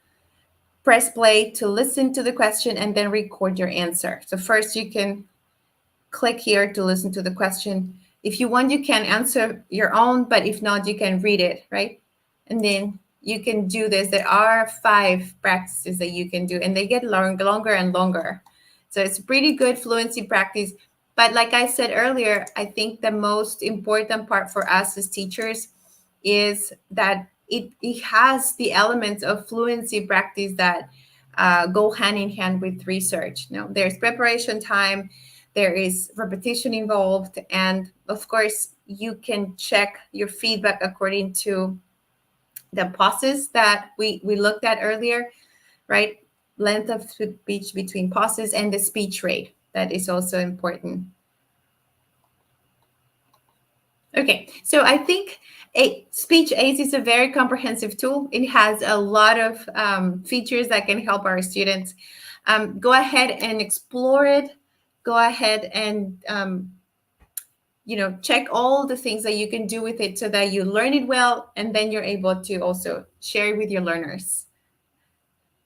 Very good. And so one more to work on is another AI power tool that is going to help our students work on fluency based on content on different videos. And this is called English Central. English Central is also an AI power tool.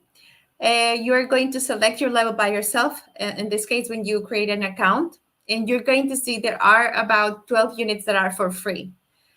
The units have 4 sections. First, you watch the video, then you learn the words, then you speak the lines, and then you chat about the video with an artificial intelligence. So the first part is watch the video, and then you learn vocabulary. The artificial intelligence asks you to repeat the vocabulary in the video. Then it focuses on lines, on sentences. So you have to listen to the sentences that are part of the video, and then you repeat, and the artificial intelligence gives you feedback on your pronunciation. But the cool part, and I think that's what is connected to fluency development, is the conversation with the chatbot, with Mimi. Her name is Mimi, or its name is Mimi. So it asked me, for example, hey, Diana, please explain the video in a few sentences. And I tried to explain the video, and it told me, oh, okay, very good. Can you tell me more about this study?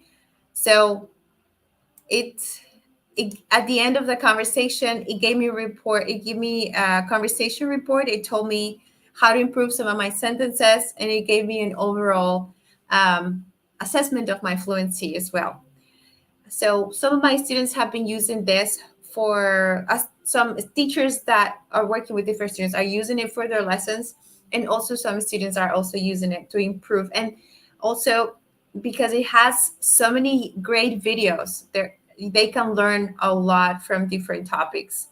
There are topics connected, for example, to economics, to health, to sports. There are even videos about Peru. So students are really fascinated by the variety of content that they can find. Alrighty, so moving on. I think, okay. The last part, I think, is something that we can work on, which is conversation skills, role plays, info gaps, problem solving, and discussion and debates. This is something that before we didn't think that the students could engage with without other peers, without other students, or without us teachers. But now artificial intelligence provides role plays or problem solving activities for our learners. It's incredible, really, how it can do that. And I'm going to skip ahead and show you that particular technology that provides role plays, and that is LanguageTalk. LanguageTalk does require you to create an account, but once you do, it will allow you to engage with the artificial intelligence in role plays. So you're going to go to the activity hub once you create it, and you can go over here. Once you see the hub, there are a lot of options. And one of the options is communicate with AI. So the AI section is over here. Communicate with AI. When you click on communicate with AI, you're going to be able to select the option of role play. But there are other ones. For example, chat about my interests or life, chat about anything, practice grammar, or have a debate. I chose do a role play, and then I chose the option of travel. Then it gave me more options, like, are you checking into a hotel, or are you ordering in a restaurant? Are you buying a train ticket? I was like, okay, I'm gonna check into a hotel. So I said hi, and the AI was like, welcome to the hotel. How may I assist you today? And I said, oh, I need a room. And the artificial intelligence was like, certainly. Happy to help you with that, Ms. Bermudez. Do you have a reservation with that? So this is all AI generated. I did not give it any prompt. I did not say you are the clerk at a hotel. It just told me, okay, we're going to talk about checking into a hotel. And that conversation could go on and on and on. It was fascinating that there was this person there that I couldn't talk to this chatbot, let's say, that I could talk to. So let me show you very quickly. My activity hub over here, communicate with AI. Oops. Oh, okay. So let me just quickly open my account.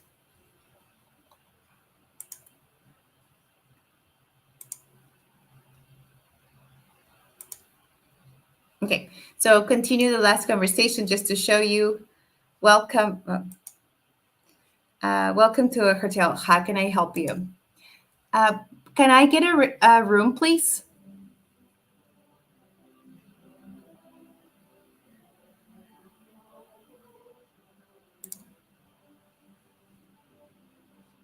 Certainly. We'd be happy to get you a room. Do you have a reservation? Yes, I do. My last name is Bermudez. Great. Let me look that up for you, Ms. Bermudez. What's your first name? And, it would go on and on, like I said. So you can practice with this tool first. Go to LanguaTalk, create your account, go to communicate with the AI, work with the different role plays available. Once you know how to use it and how your students can best use it, if you are teaching a lesson on checking in at the hotel, then they could come here and work on this as a follow-up, right? So in general, AI-powered tools for virtual classes, we have several. We don't have more time for other ones, but we have Readable, we have Practica AI, we have Figma, which is great for presenting grammar. We have Twee, that's great for creating lessons for you. Roshi, if you use Roshi AI, you can enter the link of YouTube video, and then that artificial intelligence will create the questions for your students automatically.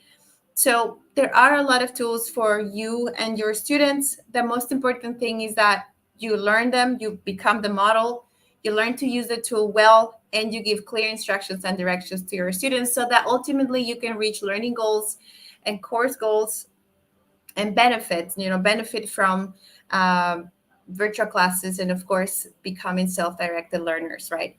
Virtual classes offer great benefits. They're awesome tools for teachers and students. We can become self-directed teachers. Students can become better self-directed learners. And if you use it well, AI can be your best ally. That's what we embrace at Ricardo Palma University. We need to learn to use it very well, make sure what our goals are in our lessons, and make sure the AI can help us reach our goals in our classes and our students' goals. Thank you so much for spending these 50 minutes with me.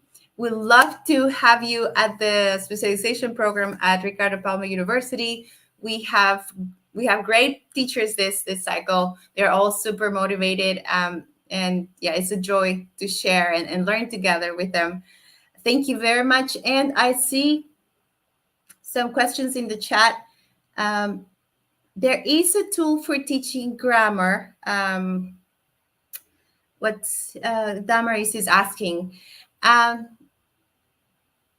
but that's not going to explain the rule for you. But let me see. So Twee, for example, this one over here. Let me just quickly go there.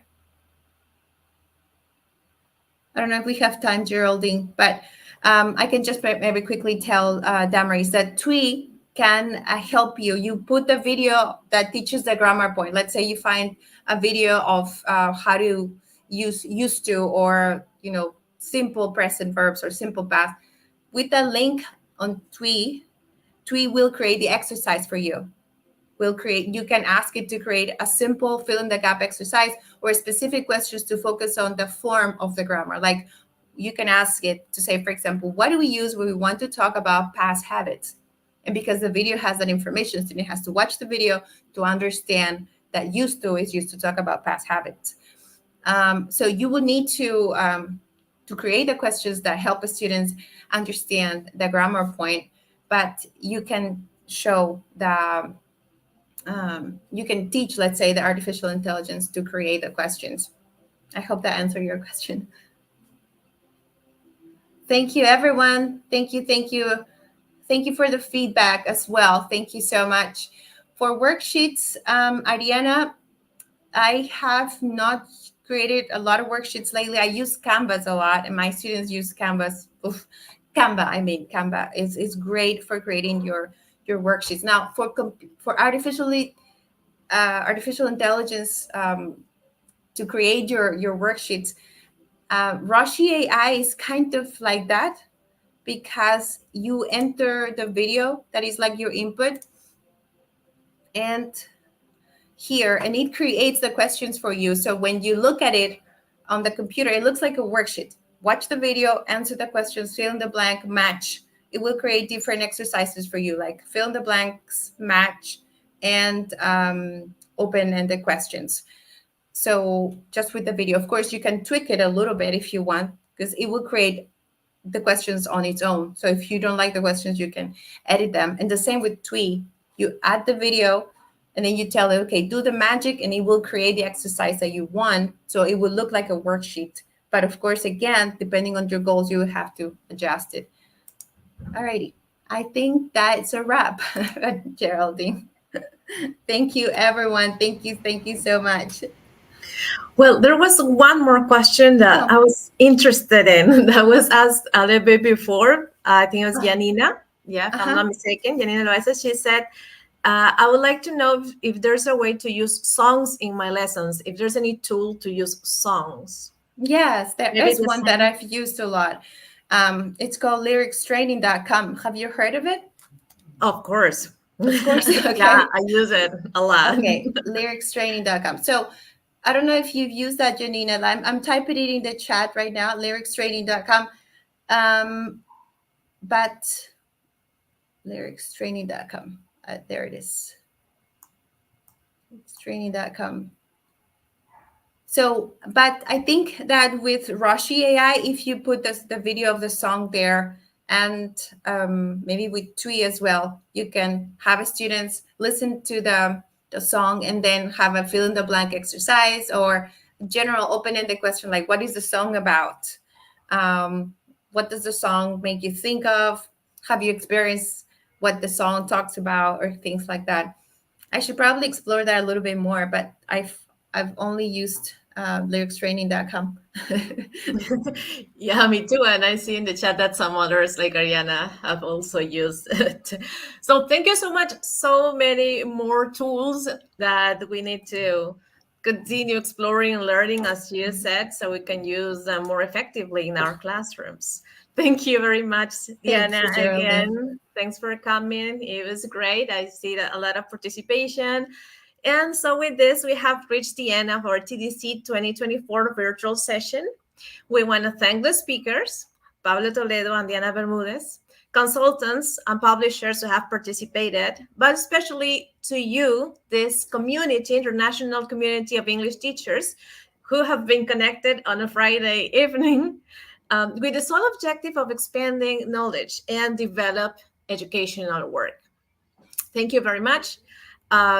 We have to thank the SBS team as well for their job and support tonight. And again, we remind you that to obtain certificates of attendance, you must be registered. If you have not registered yet, please do it now. That will be all. Thank you. Everybody's thanking. We thank you very much for your participation and enthusiasm. And goodbye.